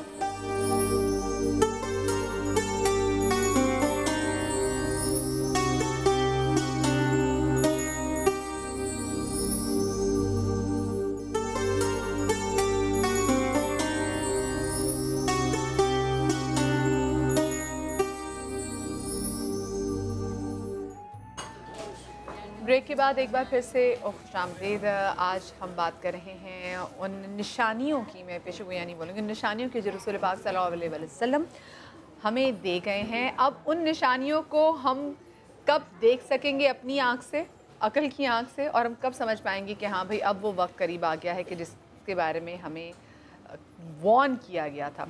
अच्छा अलामा साहब, अब ज़रा मैं चाहती हूँ कि जो जवान नस्ल जो हमें देख रही है, जो ख़वातीन हमें देख रही हैं, जो हमारी ज़िंदगी से जो बहुत रिलेट कर रही थी, जैसे मैंने भी बात की कि अगर हम तफरक़ेबाज़ी की बात कर रहे होते हैं तो उसमें हमारे पास इतनी अच्छी जस्टिफिकेशन, फ़ौरन कहते हैं कि भाई रसूल पाक ने बोला था, और उसके बाद हम पीछे हट जाते हैं कि, और हम एक तरह से कह रहे होते हैं कि हाँ ये तो होना ही है। तो वो तो हमारे डिफरेंस ऑफ ओपिनियन की वजह से तो फ़िरका और बढ़ना ही है। तो हम इतने पक्के हो चुके हैं, और ऐसी कौन सी आप सवाब समझ के फिरकाबाजी में जा रहे होते हैं, जस्टिफिकेशन दे रहे होते हैं, कह दिया तो अब जाना सवाब समझ रहे हैं इसको। कमाल है। तो वो एग्जैक्टली बात कर रहे हैं कि हम उसको जस्टिफिकेशन दे रहे होते हैं।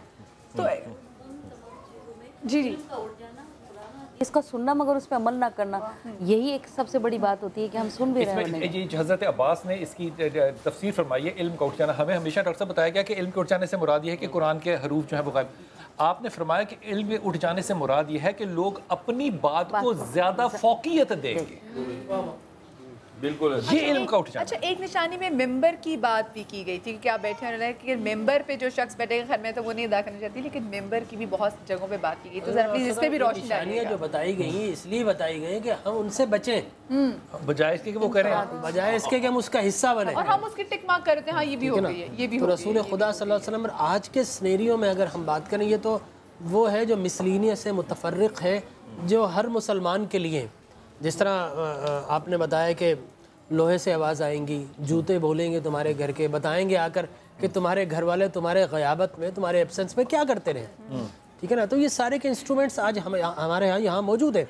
फिर सरकार दो आलम सल्लल्लाहु अलैहि वसल्लम ने रफ्तार की बात की, ज़मीन को समेट, ये सब निशानियाँ तो ऐसी हैं जो हर मुसलमान को गौर व फिक्र करना चाहिए। लेकिन जो इज्तिमाई निशानियाँ जो इन मुसलमान को हलाकत की तरफ ले जा रही हैं, मैं समझता हूँ उस पर ज़रूर गुफ्तगू होना चाहिए। जैसा सरकार दो आलम सल्लल्लाहु अलैहि वसल्लम ने फरमाया, एक वक्त ऐसा आएगा कि कुफ़ार और मुशरिकीन इस तरह तुम पर दौड़ेंगे, चढ़ दौड़ेंगे, इस तरह हमला करेंगे जिस तरह खाने के प्याले पर बहुत सारे भूखे लोग एकदम हमला देते हैं। और फरमाया कि उस वक्त ये होगा कि तुम खौफ के आलम में होगे और जो तुम्हारा दुश्मन होगा वो निडर हो जाएगा और तुम वहन में मुब्तला हो जाओगे। पूछा गया, या रसूल वहन क्या है? सल्लल्लाहु अलैहि वसल्लम ने फरमाया कि वहन से मुराद है कि तुम मौत से डरोगे और दुनिया की मोहब्बत में मुब्तला हो जाओगे। आज तुम कलील हो, कसीर पर फोकियत रखते हो, और एक ज़माना आएगा कि उम्मत मुस्लिमा कसीर होगी और कलील उन पर फोकियत ले जाएगा। आप देखिए जूस कितने हैं, 2 करोड़ 2.5 करोड़, लेकिन उम्मत मुस्लिमा 1.5 अरब के करीब है। बात क्या है, आज हम उन 2 करोड़ का मुकाबला क्यों नहीं कर पा रहे? वो 313 थे, उन्होंने 1000 का मुकाबला किया और आज हम नहीं कर पा रहे। वजह सिर्फ इतनी है कि वो 313 थे लेकिन एक थे, आज हम 3 और 13 में बढ़ गए। और देखिए आज भी इंतजार 313 का ही किया जा रहा है कि 313 के इकट्ठे तो हो जाए। एक निशानी बताइए जो आपको आज के ज़माने में नज़र आती है कि आज वो मौजूद है आज के दौर में। आज के दौर में क्या ये हमें नज़र नहीं आ रही कि औलाद अपनी वालिदैन की नाफरमान होगी और उनको गालियाँ देगी।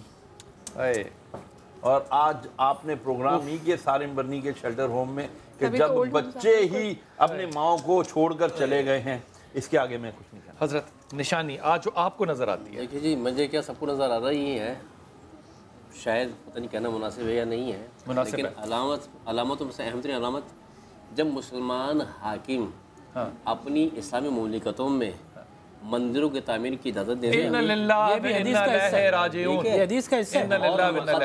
ये मैं मौलाना क़दा कलामी, ये हदीस का हिस्सा है। सरकार ने फरमाया कि मेरी उम्मत पे उस वक्त वो लोग हावे जब मेरी उम्मत शिरक करना शुरू कर दी अरब में, और वो पैसे कमाने के लिए, क्योंकि बिजनेस आ रहा है वहाँ से, तो आप मंदिर भी यहाँ पे बनाए। मुक़द्दस मकामात, मुक़द्दस शहरों के करीब फहाशी को आम करने की कोशिश की जाएगी।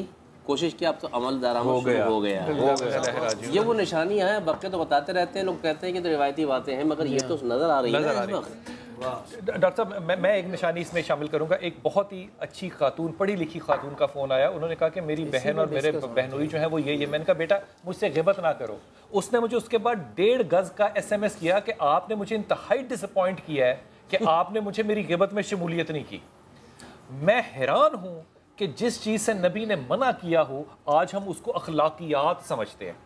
अभी मौलाना साहब ने कहा ना कि इस्लाम की तरवीज में झूठी गवाही के आप नहीं देख रहे क्या हो रहा है आपके तमाम तर कोर्ट के अंदर, जजेस के अंदर, वकीलों के अंदर, डॉक्टर साहब कोर्ट के बाहर भी जो हो रहा है, बाहर भी वो झूठी गवाही क्या हो रहा है, झूठे खतूत पेश किए जा रहे हैं। नहीं तो वो किस लिए है, ये आप अपनी आंखों से देख रहे हैं कि हुक्मरान भी हैं, जालिम भी हैं और अमीन भी नहीं है, खाइन है, और खाइन को अमीन कह रहे हैं और फिर वो झूठी गवाही भी दे रहे हैं और आप पे मुसल्लत हैं और आप उन्हें फिर दोबारा से लाने की कोशिश भी कर रहे हैं। और आप भी तो शामिल है ना जो 2.5 घंटे खड़े होकर इन्हीं को झूठों को वोट देकर आएंगे। नहीं तो और तैयारी भी कर रहे हैं, बलबले के साथ जाते हैं, जोश के साथ जाते हैं। वजह क्या है कि इल्म उठ गया है, इल्म उठ गया है ना, दिलों से खौफ उस चीज़ का उठ गया है कि आखिरत का क्या है, और इनकी मोहब्बत के इनके आने से हमारे फ़ला काम होंगे, फ़ला काम होंगे। वो मोहब्बत जब हुब्बे माल बढ़ जाएगी तो यकीनन इनफरादी तौर पर इंसान इसी किस्म की बुराइयों में फितना में एक जुमला सिर्फ कहूँगा, एक जुमला जल्दी से कहूँगा कि वो लोग जो इस मुल्क में रहते हैं, इस मुल्क का खाते हैं, इस मट्टी पे चलते हैं, अगर वो लोग इस मुल्क से मोहब्बत नहीं करना चाहते और उन लोगों की वो तौकीर नहीं कर सकते जो इस मुल्क की हिफाजत करते हैं, तो खुदा के वास्ते वो इस मुल्क को छोड़ दें, क्योंकि वो हम में से नहीं है। ये मुल्क, ये फौज, ये वतन, ये मेरा और आपका है। यहाँ पे इन लोगों के ऊपर उंगली उठाने वाले ये क़यामत की निशानियों में से हैं। और ये लोग एग्जैक्टली ये भी लोग क़यामत की निशानी में से कि आप तमाम तर हमारे जो उलमा दीन है, आप सबका बहुत ज़्यादा शुक्रिया। मैं यहाँ पर एक ब्रेक लूँगी और ब्रेक के बाद होगा यहाँ पर बनो समा की आवाज़ का कॉम्पिटिशन स्टार्ट होने जा रहा है बाकायदा तौर पर। और फिर ये देखेंगे कि जो 20 लड़के 20 लड़कियाँ आएंगे, देखेंगे कि इन 40 लोगों में से हबीब की 400 सीसी गाड़ी, 4000 सीसी गाड़ी कौन जीत के जाएगा। और साथ में भाई अरे मुझे क्यों कंफ्यूज कर रहे हैं भाई, छोटी सी ब्रेक के बाद आ रहे हो, कहीं मजा आएगा। गाड़ी चमचम आती है जी, हबीब की गाड़ी सीसी का भी फैसला करना है। हाँ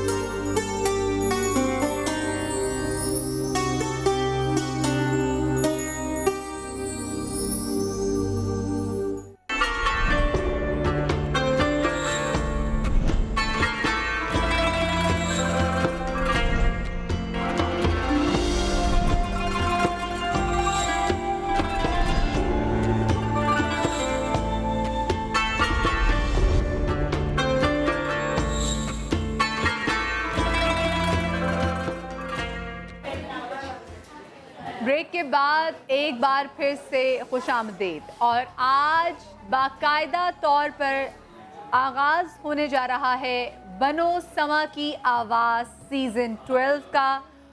23 शहरों से 40 खूबसूरत आवाज़ें जो कि एक से बढ़कर एक हैं। अब इन 40 खूबसूरत आवाज़ों में से ये तयन करना कि इनमें से और मज़ीद खूबसूरत आवाज़ें, सबसे बेहतरीन आवाज़ें कौन सी हैं, ये होगा जाके आगे। और जो जीतेगा, लड़कों में से भी 20 लड़कों में से एक लड़का और 20 लड़कियों में से एक लड़की जो जीतेंगे, वो यहाँ से लेकर जाएंगे हबीब कुकिंग ऑयल की जानिब से 1100 सीसी की गाड़ी। लेकिन जो लोग सेकंड आएंगे, यानी कि लोग जो फर्स्ट रनर अप होंगे, वो बिल्कुल भी परेशान ना हो, क्योंकि वो जीतेंगे यहाँ से सुपर पावर की जानिब से 150 सीसी की बाइक। और साथ में जिनकी होगी तीसरी पोजीशन, वो मरहबा लेबॉर्ट्रीज़ की जानिब से यहाँ से जीत कर लेके जाएंगे अपने घरों को LCD। तो जनाब अब हम बाकायदा तौर पर आगाज़ करने जा रहे हैं, लेकिन उससे पहले मैं सोच रही हूँ कि क्या मैं आप लोगों को दोबारा से फिर दिखा दूँ कि कौन सी वो 20 आवाज़ें हैं लड़कों में भी और लड़कियों में भी जो कि इस मुकाबले में शिरकत करने जा रहे हैं। तो दिखा दें अगर आप ज्यूरी मेंबर्स, क्योंकि सलमान, अवैस, मारूक और हमजा, आप लोगों की इजाज़त हो, बिलाल भाई आपकी भी, मैं ज़रा चला दें ना ज़रा पैकेज, पता तो चले कि कौन कौन सी 20-20 आवाज़ें हैं ये और कहाँ कहाँ से आ रही हैं। किसने हमारे आते बनो समा की आवाज के नातिया मुकाबलों का आगाज होने जा रहा है 2 रमजान से, जिसके लिए हमारे ज्यूरी मेंबर्स ने मुंतखब की हैं पूरे पाकिस्तान से 20 खूबसूरत आवाजें। जो खुशनसीब इस मुकाबले के लिए मुंतखब हुए हैं वो लोग ये हैं: ताहिर हुसैन कराची से, वसीहुर रहमान मुल्तान से, असद कराची से, मोहम्मद यूसुफ कराची से, वसीम अब्बास कराची से, अली हैदर चौहान हैदराबाद से, रजीउद्दीन कराची से, हसीब खालिद लाहौर से, हाफिज मोहम्मद वकास लाहौर से, मोहम्मद अनस लाहौर से, मोहम्मद नबील लाहौर से, हमजा फरीदी लाहौर से, मोहम्मद हुजैफा इस्लामाबाद से, सईदुर रहमान इस्लामाबाद से, सैयद बिलाल इस्लामाबाद से, बख्तियार हुसैन इस्लामाबाद से, अरसलान फारूक इस्लामाबाद से, ज़ीशान आसफी सियालकोट से, हसन निजामी कराची से और उस्मान मुनीर लाहौर से।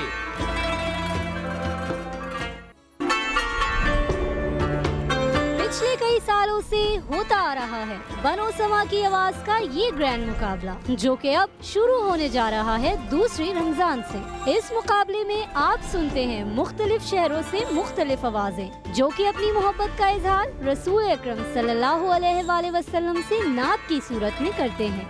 इस साल होने वाला ये मुकाबला दूसरे मुकाबलों से मुख्तलिफ इस लिहाज से भी है कि इस साल हमारे जूरी मेंबर्स को 2 टीमों में तकसीम किया गया है। पहली टीम महरूख रियाज और हमजा अकरम की है और दूसरी टीम उवैस तकवी और सलमान आलम की है, जिसमें ये 2 टीम्स हमारे कंटेस्टेंट्स के पॉजिटिव और नेगेटिव पॉइंट्स पर रोशनी डालेंगे और उनकी रहनुमाई करेंगे। पूरे पाकिस्तान से सिलेक्ट होने वाली उन 20 खुशनसीब आवाज़ों के नाम ये हैं: सूफिया अहमद कराची से, खैरुन्निसा लाहौर से, फायजा सिद्दीक लाहौर से, मेहरुन्निसा लाहौर से, रिदा लाहौर से, आयशा अफजल लाहौर से, महक बतूल लाहौर से, महरीन मलिक लाहौर से, दारैन गुल अरूबा इस्लामाबाद से, अजवा बतूल इस्लामाबाद से, फिनिश मुस्तफ़ा इस्लामाबाद से, दुर्रे शहवार हैदराबाद से, सैयदा जहरा काशान कराची से, सहरिश अयूब इस्लामाबाद से, महविश रजा हैदराबाद से, महनूर जाहिद आज़ाद कश्मीर से, महरीन रशीद मुल्तान से, सहरिश रियाज लाहौर से, महनूर नवाज लाहौर से और नूर फातिमा इस्लामाबाद से।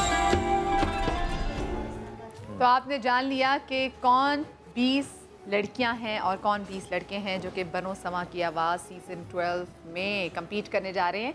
और मैं आपको बताऊँ, ये 7 मरहले हैं।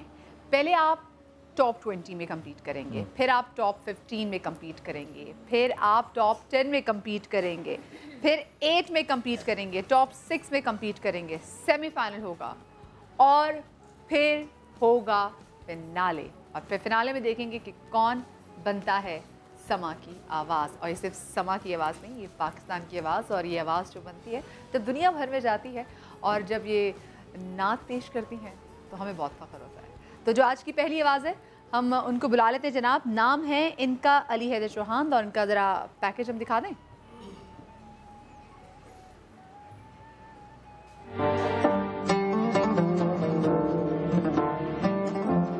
बनो समा की आवाज में हमारे आज के कंटेस्टेंट है अली हैदर चौहान, जो हैदराबाद शहर के रहने वाले हैं। अली हैदर अपना ग्रेजुएशन मुकम्मल कर चुके हैं और अब रोजगार की तलाश में हैं। अली हैदर ने समा की टीम से बात करते हुए बताया कि उन्हें बिल्कुल उम्मीद नहीं थी कि वो मुंतखब होंगे इस मुकाबले के लिए। अली हैदर नात ख्वानी में अलहाज खुर्शीद अहमद साहब को फॉलो करते हैं। अली हैदर चौहान मेरा नाम है और सब अली अली कहते हैं मुझे माशाल्लाह। खुर्शीद अहमद मेरे आइडियल हैं। ऑडिशन देने गया तो बिल्कुल लास्ट पार्टिसिपेंट था, मतलब मेरे से बाद 2 से 3 लोग रह गए थे।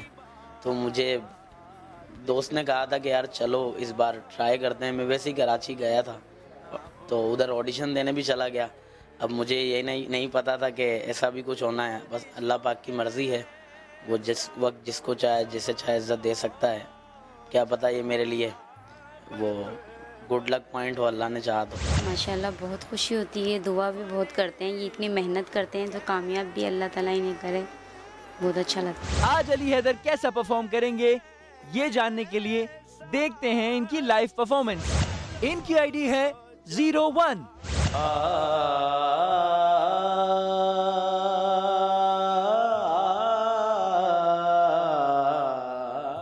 टूटने से वो मेरे दिल को बचा लेते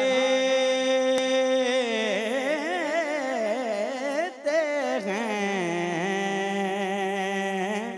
ये नवाजिश है कि महफिल में बुला लेते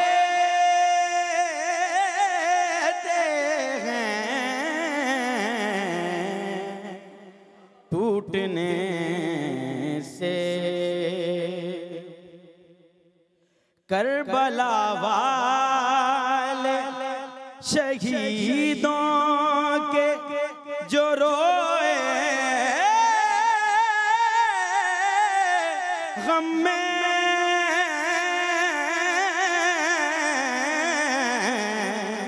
करबला वाले शहीदों के जो रोए गम में उसको सरकार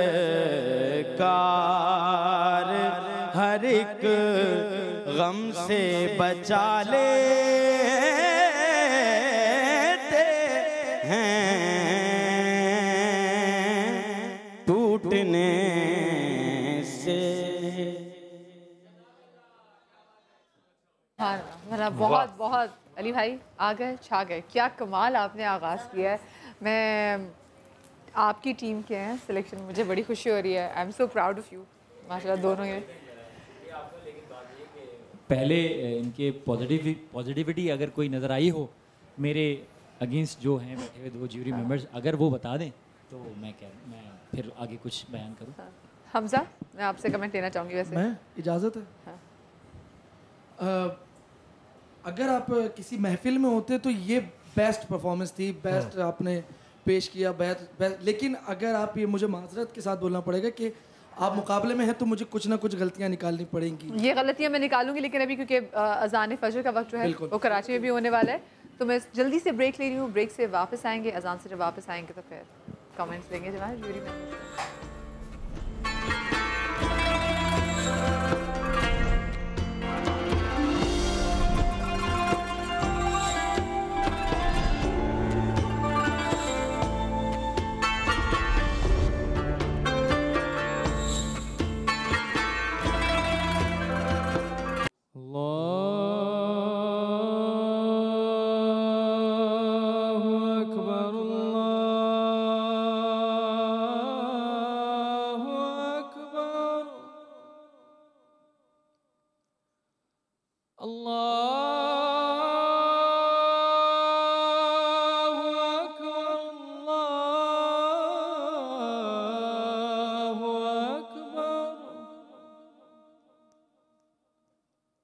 अशहदु अल्ला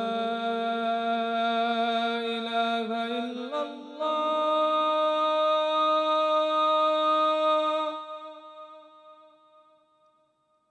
अशहदु अल्ला इलाहा इल्लल्लाह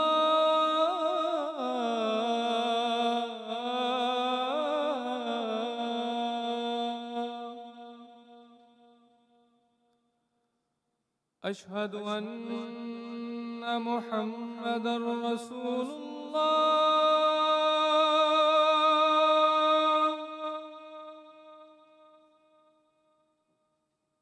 अशहदु अन्न मुहम्मदर रसूलुल्लाह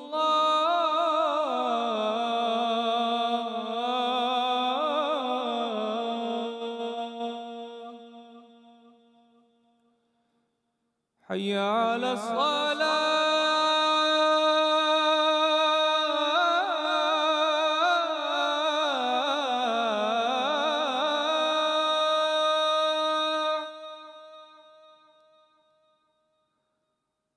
हय्या अला सलाह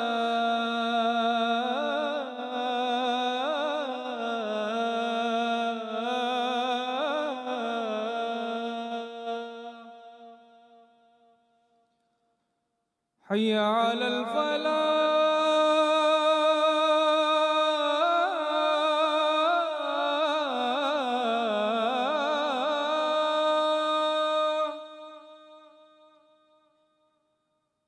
हय्या अलल फलाह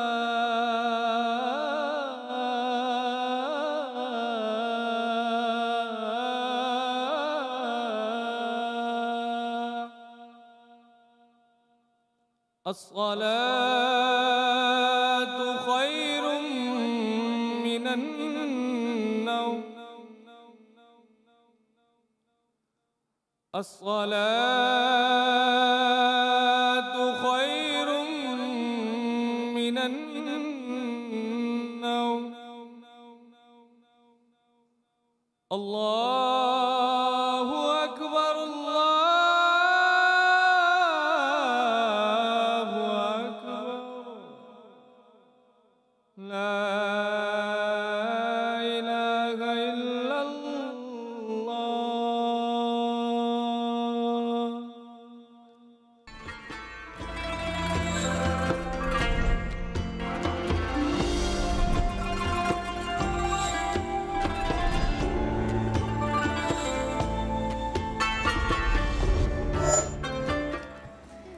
ब्रेक के बाद एक बार फिर से खुशामदीद है हैदराबाद से हमारे भाई अली हैदर चौहान, बनो समा की आवाज़ सीज़न 12 के आज के सबसे पहले कंटेस्टेंट हैं। और जनाब इन्होंने ब्रेक पर जाने से पहले नात तो यहाँ पे पढ़ी।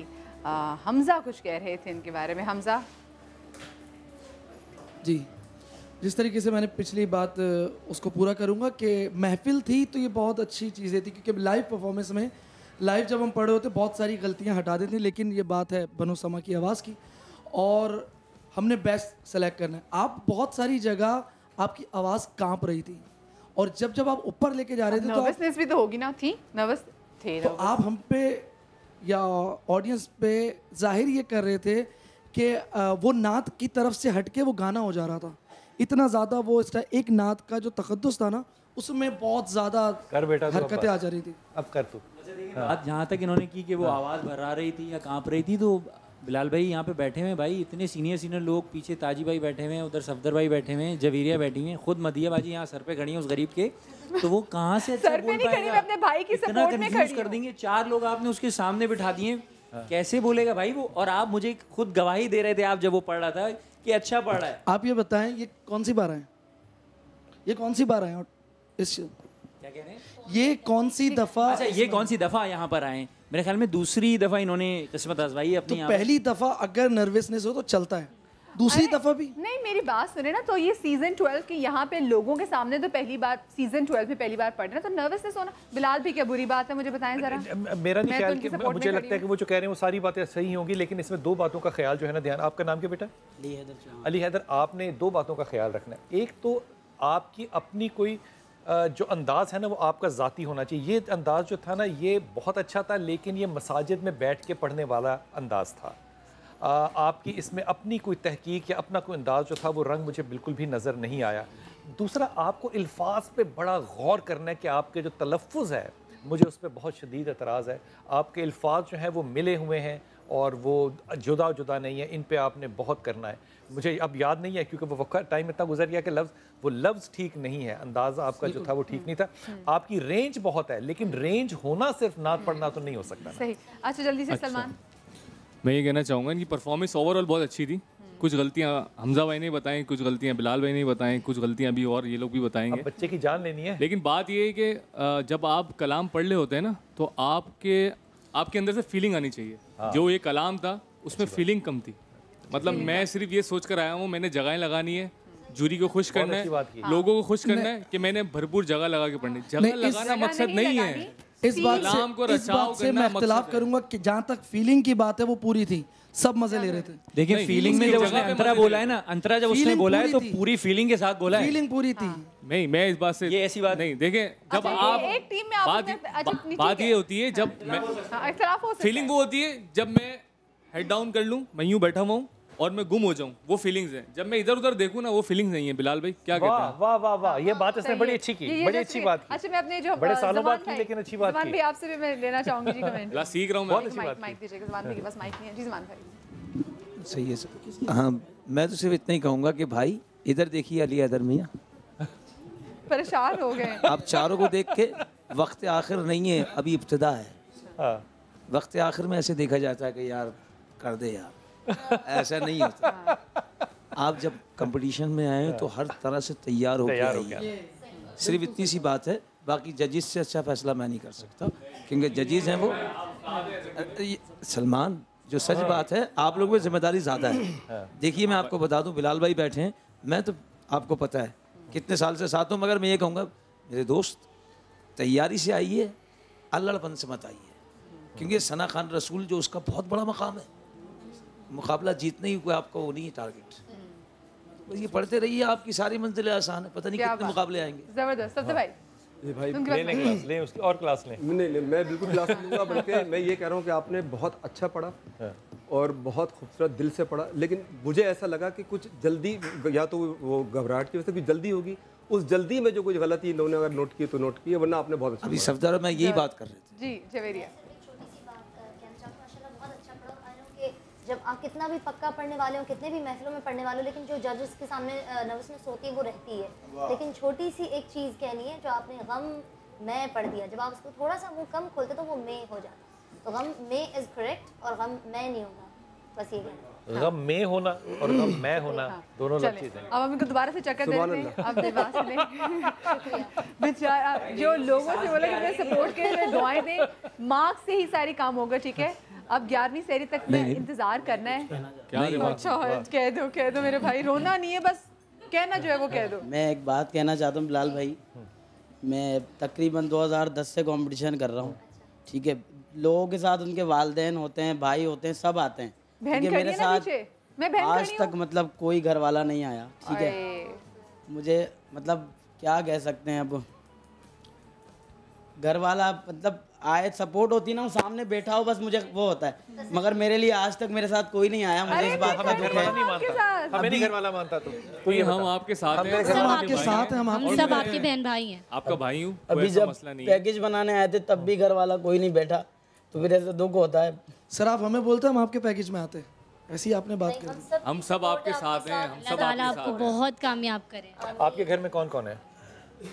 फैमिली माशाल्लाह बहुत बड़ी है, वालिदैन 9 भाई 2 बहनें, हम सारे हैं मतलब, ठीक है। वालिदैन कोई मतलब इतना वो नहीं, मैं वालिदैन से ये नहीं कहना चाहता, सब वालिदैन अच्छे होते, सब अपने बच्चों का अच्छा चाहते हैं, मगर सिर्फ एक इल्तिजा है कि अपने बच्चों को सिर्फ हल्का सा उसके सर पे हाथ रख दें कि बेटा हम पीछे खड़े हैं। बहुत अच्छी बात। और ये अच्छा, अगर हम इनके वालिदैन से भी दरख्वास्त करें, इनके वालिदैन से भी दरख्वास्त करें। बिल्कुल आंटी, और ये तो इतना बड़ा मकाम है, सना खाने रसूल जो है वो आम नहीं होता, वो आम नहीं होता। वो तो मेंबरों पे बैठ के पढ़ने वाले लोग हैं, क्योंकि इतना कलाम ऐसा है। तो बिलाल भी मैं बड़े अदब से मैं पहले तो हाथ जोड़ता हूँ, क्योंकि वो वालिदैन है, सबके माँ बाप जो होते हैं वो सांझे होते हैं, बहन भाई सांझे होते हैं। मैं अदब से कहता हूँ, आप बहनें हैं या आपका भाई है, आप वालिदैन हैं या आपका बेटा है, ये बात दुरुस्त है, लेकिन ये वो बच्चा है जो कि वो चीज़ पढ़ता है जो कि नबी की तारीफ़ है।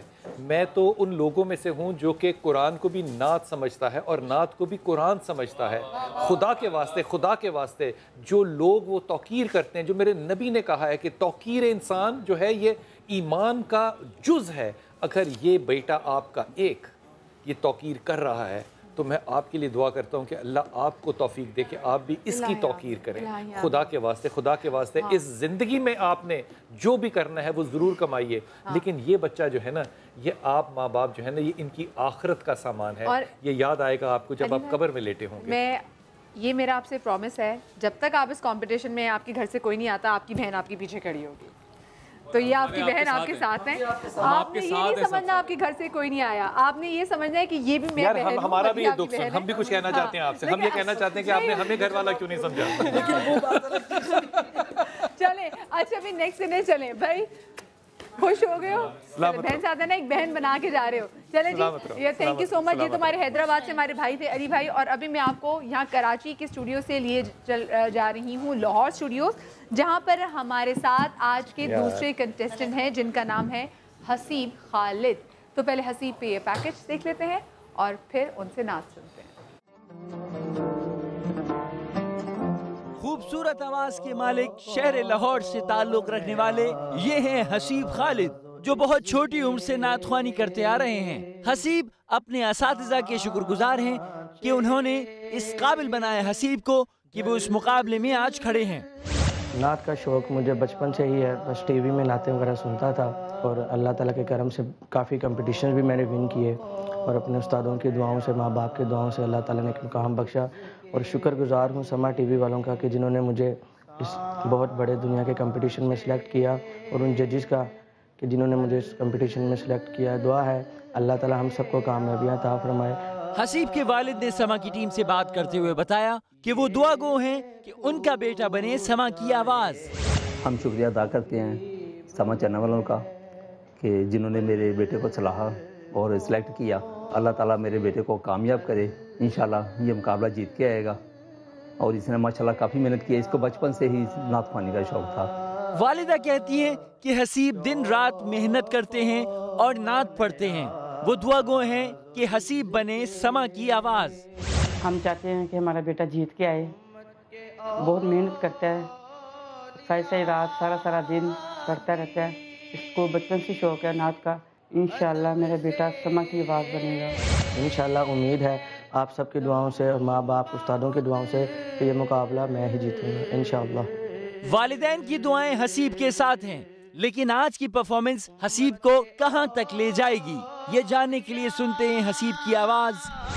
इनकी आईडी है 02।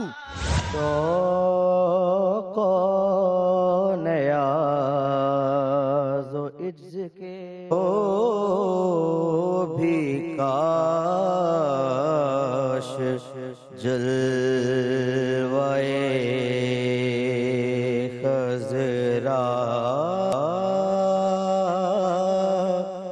दिखाई दे,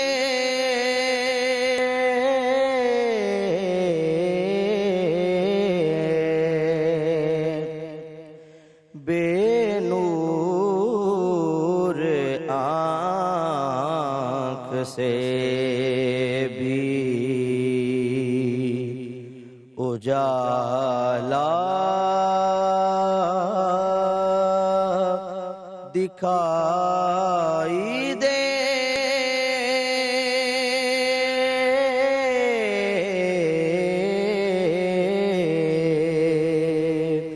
मुझको भी काश जलवाए, थोड़ी सी देर को मुझे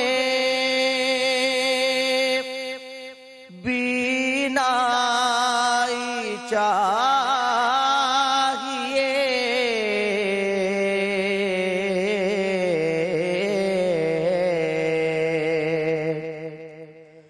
थोड़ी सी देर को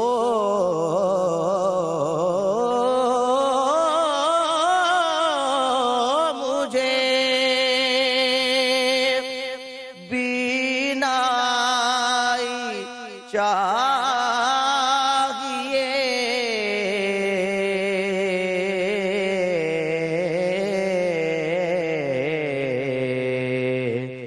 बस एक झलक हुजूर का रोज़ा दिखाई दे,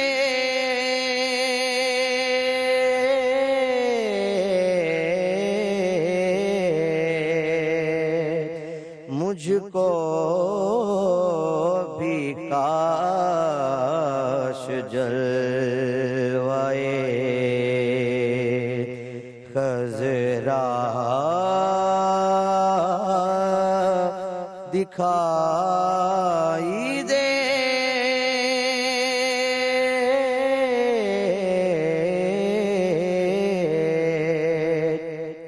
मुझको भी काश जलवाए।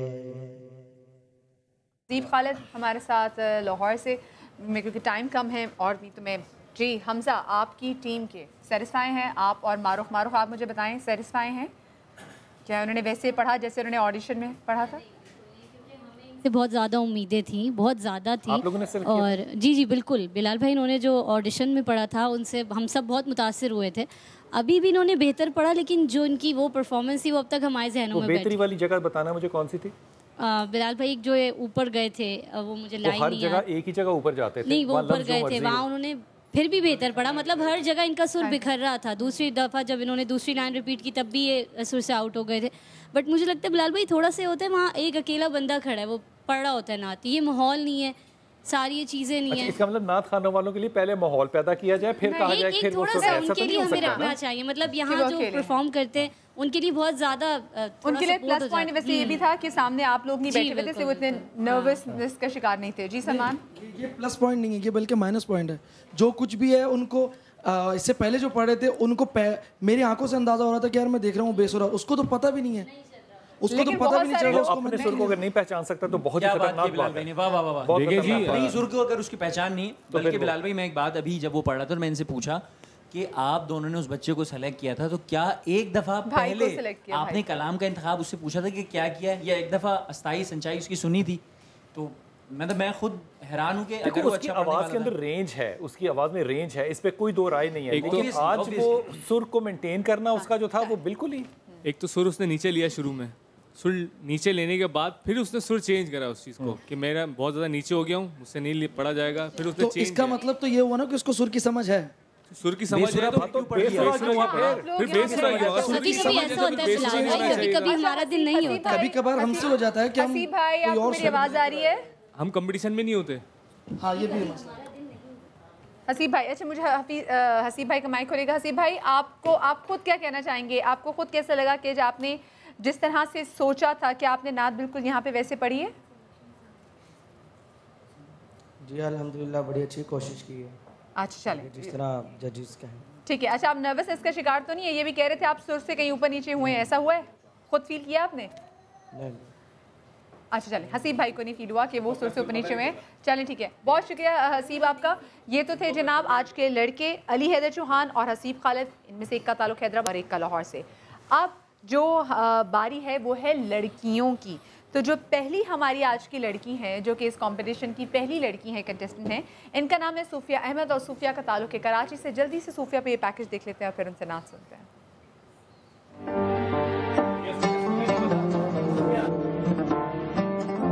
बनो समा की आवाज़ की हमारी आज की कंटेस्टेंट है सूफिया अहमद, जो कि ताल्लुक रखती हैं कराची से। सूफिया सेकेंड ईयर प्री मेडिकल की तालबा हैं और 2 साल से अपने उस्ताद मोइन खान साहब से नातख्वानी बाकायदा सीख रही हैं। सूफिया नातख्वानी में अलहाज मरहूम खुर्शीद अहमद साहब को फॉलो करती हैं और कोशिश करती हैं कि उन्हीं की तरह नातख्वानी कर सकें। अस्सलाम वालेकुम, मेरा नाम सूफिया अहमद है और मैं सेकेंड ईयर प्री मेडिकल की स्टूडेंट हूँ। नात पढ़ने का शौक़ मुझे बचपन ही से था। 2 साल पहले मैंने बाकायदा सीखना शुरू किया है। मेरे उस्ताद का नाम मोइन खान कादरी है। स्कूल और कॉलेज में बहुत सारे नातिया मुकाबलों में हिस्सा लेती रही हूँ और वैसे तो तमाम नातखानी मुझे बहुत पसंद हैं, लेकिन सबसे ज़्यादा मैं खुर्शीद अहमद साहब को फॉलो करती हूँ। सूफिया की वालदा कहती हैं कि सूफिया बचपन से नातख्वानी कर रही हैं और वो अल्लाह ताला से दुआ करती हैं कि उनकी बेटी ही बने समा की आवाज़। मेरा नाम मिसेज़ इम्तियाज़ है और ये मेरी बेटी है सूफिया अहमद। इसको बचपन से ही नातख्वानी का बहुत शौक़ था और ये माशाल्लाह स्कूल और कॉलेज में हमेशा नातख्वानी में इसने हिस्सा लिया और पोजीशन लेके आई। सूफिया के भाई कहते हैं कि सूफिया उनकी बहुत ही अच्छी और खुश मिजाज बहन है और वो अल्लाह ताला से दुआ करते हैं कि उन्हीं की बहन बने समा की आवाज़। बचपन से ही कंपटीशन में हिस्सा लेती आई है और बहुत से इनामात भी इसने हासिल किए हैं। बहुत खुश मिजाज है और अच्छे तरह से पेश आती है दूसरों के साथ और मुझे उम्मीद है कि इस दफ़ा यही बनेगी बनो समा की आवाज़। मुझे बहुत खुशी है कि मैं पाकिस्तान के सबसे बड़े नातिया मुकाबले में सिलेक्ट हुई हूँ और इंशाल्लाह इस साल मैं ही बनूंगी बनो समा की आवाज़। आइए चल के सुनते हैं सूफिया की नात। सूफिया अहमद की आईडी है 01। मैं इस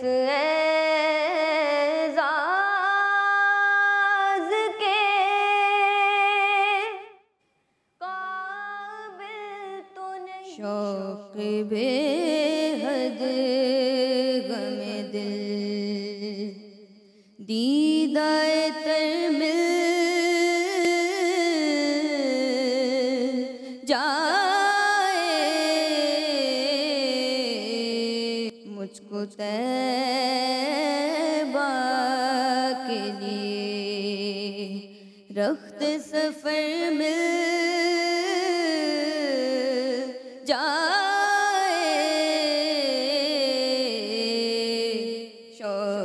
बेहद गम दिल नाम अहमद का असर दे जब आए लब पर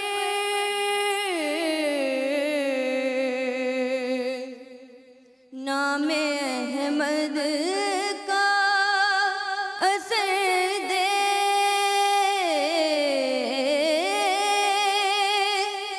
जब आए लब पर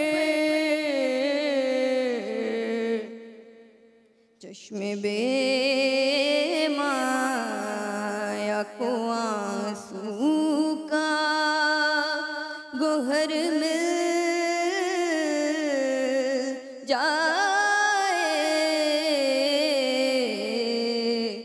शौक बेहद गमे दिल। इतना आवाज़ भर के इनकी, क्योंकि जब शुरू ने किया था तो क्या ही बात थी। लेकिन मैं जवेरी आपसे स्टार्ट करूँगी। जी मुझे ये कहना है कि एक तो शायद ये नर्वस बहुत है, पूरा मतलब भर के इनकी आवाज़ में पता चल रहा था कि ये नर्वस है। लेकिन एक चीज़ छोटी सी एडवाइस है इनको कि बस उतनी जगह लें जितनी आपको लगता है कि मैं पक्की कह लूँगी, ज़्यादा के चक्कर में नहीं जाएं। तो उसमें ये होगा कि कॉन्फिडेंस से भले छोटी कहें लेकिन वो पक्की होगी तो उसके नंबर मिलेंगे। आप बड़ी कहेंगी लेकिन पक्की नहीं होगी तो बात खत्म हो जाएगी। सही। हमजा और मारो। जब आपकी टीम की है? हमारी टीम की नहीं, आपकी टीम की है। अच्छा, पहली बात तो ये कि जजिस का काम है कि सुन लेना बच्ची को। हाँ। एक तो ये शाह साहब की पढ़ी हुई है, मंजूर कौन शाह साहब की ये नात पढ़ी गई है, इन्होंने उसी को कॉपी करना चाहा जो कि नहीं हो सकी। पहली बात ये, क्योंकि एक मर्दाना गले में और एक मतलब लेडीज़ के गले में फ़र्क होता है। आप वो जगह लें जो आपके गले से लग सकती हैं, जो आप निभा सकते हैं। क्योंकि मुझे पता होना चाहिए, हर नात को पता होना चाहिए मेरी आवाज़ की रेंज क्या है क्या है। एक तो कलाम का इंतखाब इन्होंने सही नहीं किया है क्योंकि इनकी आवाज़ से बैठ नहीं रहा था। बाकी हमजा भाई मुश्किल कलाम था, मुश्किल कलाम था। सलमान सही कह रहे, मुश्किल था उनके। मारो। मुझे पूरे कलाम में ऐसा लगा जैसे ये सोच रही थी। पूरे कलाम में इनकी जो कंसंट्रेशन मैंने थी, देखा हाथ पे लिखा हुआ था। हाँ, आपने हाथ से देखा। और मुंह, मैंने इनको कहा भी था कि मुंह खोल के पढ़ना, मतलब जाए जब इधर यूं आ रहा था वो, ये कनेक्ट नहीं हो पा रही थी। कनेक्ट बिल्कुल। नात पढ़ने के लिए सबसे ज़रूरी मेन चीज़ है कनेक्ट होना, खुद को वहाँ से कनेक्ट करना। और उस्ताद एक बात कहते हैं कि अगर तुम्हारे गले में इतनी जगह है ना तो तुम इतनी लो परफॉर्मेंस, क्या बात है, इतनी लेते रहोगे तो वो कल को इतनी नहीं इतनी हो जाएगी। तो उसको ही रखे, तुम इतनी जगह है तो तुम इतनी लेने की कोशिश कर रही हो। आप मेरी टीम में हैं लेकिन जो सच है उससे मैं वो नहीं मोड़ सकता। बेटा आपकी एज कितनी है? 18 साल। माशाल्लाह ताला 8 साल की लग रही हैं आप। अच्छा जी, ज़मान भाई एक लाइन में तवज्जो से पढ़िए बेटा, तवज्जो से तवज्जो। अच्छी आवाज़ है जी। सब भाई जिम्मेदारी से जिम्मेदारी और तवज्जो पढ़ सकती हैं, पढ़ने वाली हैं। बहुत प्यारी आवाज़ है। मेरे ख्याल से आपने आके प्रैक्टिस ज़्यादा कर ली थी। तो जब मेकअप में बैठे हुए थे कितनी खूबसूरत आवाज़ आ रही थी और मैं यही कह रही थी कि ये कौन और आपने इनको जजेस के सामने खड़ा कर दिया। जी, और बहुत शुक्रिया सुफिया आपका। और जो आज की हमारी थर्ड कंटेस्टेंट है ये सुफिया थी। Sufiya, thank you so much ji. और अभी मैं आपको दोबारा से यहाँ इस स्टूडियो से लेके जा रही हूँ, लेकिन मैं अभी आपको इस्लामाबाद लेके जा रही हूँ। आपको देख लेना हैदराबाद, लाहौर, फिर कराची की कंटेस्टेंट, और मैं आपको इस्लामाबाद लेके जा रही हूँ। और इस्लामाबाद में जो हमारी कंटेस्टेंट हमारी मुंतज़िर, इनका नाम है सैरिश। सैरिश पे जल्दी से पैकेज देख लेते हैं और फिर उनसे नात सुनते हैं।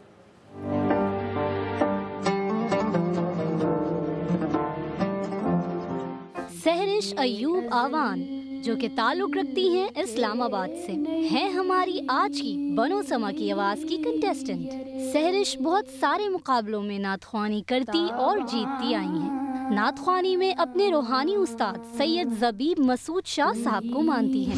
नात रसूल मकबूल सल्लल्लाहु अलैहि वसल्लम में मेरी जो इंस्पिरेशन है, मेरे जो रूहानी उस्ताद हैं, वो मैं सैयद ज़बीब मसूद शाह साहब को मानती हूँ। जो गाइडेंस है वो सलमा खान साहिबा से भी मैं लेती हूँ। और इसके अलावा समा का जो प्रोग्राम है ये बहुत सारे लोगों को अपॉर्चुनिटी फराहम करता है। बहुत सारे लोग इसमें आकर अपना लोहा मनवाते हैं। सहरिश की वालदा का कहना है कि सहरिश उनकी बहुत ही अच्छी और फर्माबरदार बेटी हैं। वो सहरिश के हक में दिल से दुआ करती हैं कि अल्लाह ताला उनकी बेटी को ही बनाए समा की आवाज़। नाते बहुत अच्छी पढ़ती है और बहुत मेहनत से पढ़ती है और हर मुकाबला जीत के आती है और कहना भी मानती है, बहुत अच्छी है। मुझे पूरा यकीन है कि मेरी बेटी बनेगी समा की आवाज़।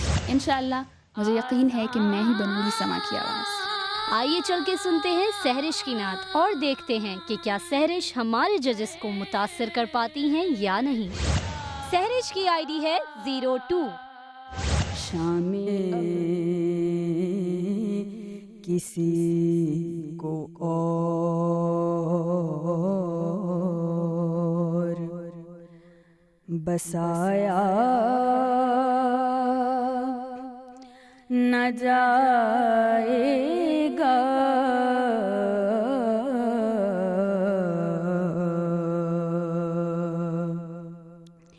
दिल में किसी को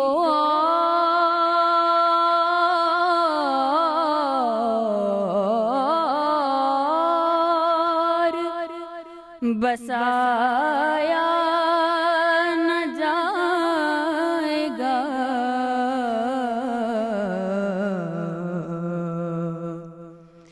जिक्रे रसूल पाक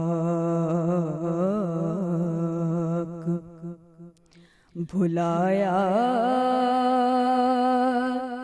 न जाएगा।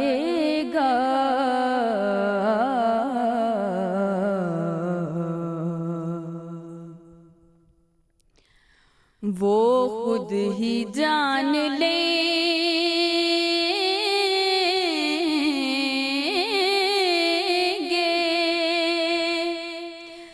जताया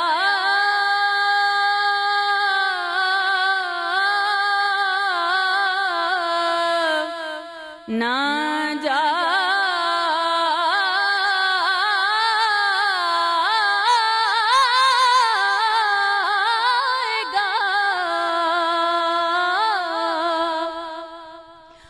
वो खुद ही जान लेंगे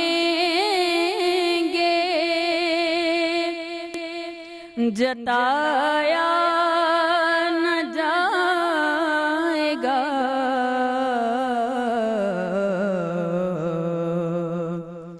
हमसे तो अपना हाल सुनाया न जा। वक्त बहुत कम है, सैरिश ने बहुत दर्द आया वक्त, क्योंकि वक्त की किल्लत है और टाइम भी, आपने टाइम भी देखना है जितने कंटेस्टेंट हो कि इनके पास टाइम कितना है। ओके, मैं टीम से जिस तरीके से रह के ये इन्होंने सेलेक्ट किया है तो इनका फर्ज बनता है कि उनको फोन करके पहले सुर चेक कर लें, सुर कहाँ था इनका। इन्होंने SMS में सुर चेक किया था, ठीक था। वो नीचे का सुर था उसका, क्योंकि उसको संभालना बड़ा मुश्किल था। ये बात ठीक है, ये बात ले संभाला उसने।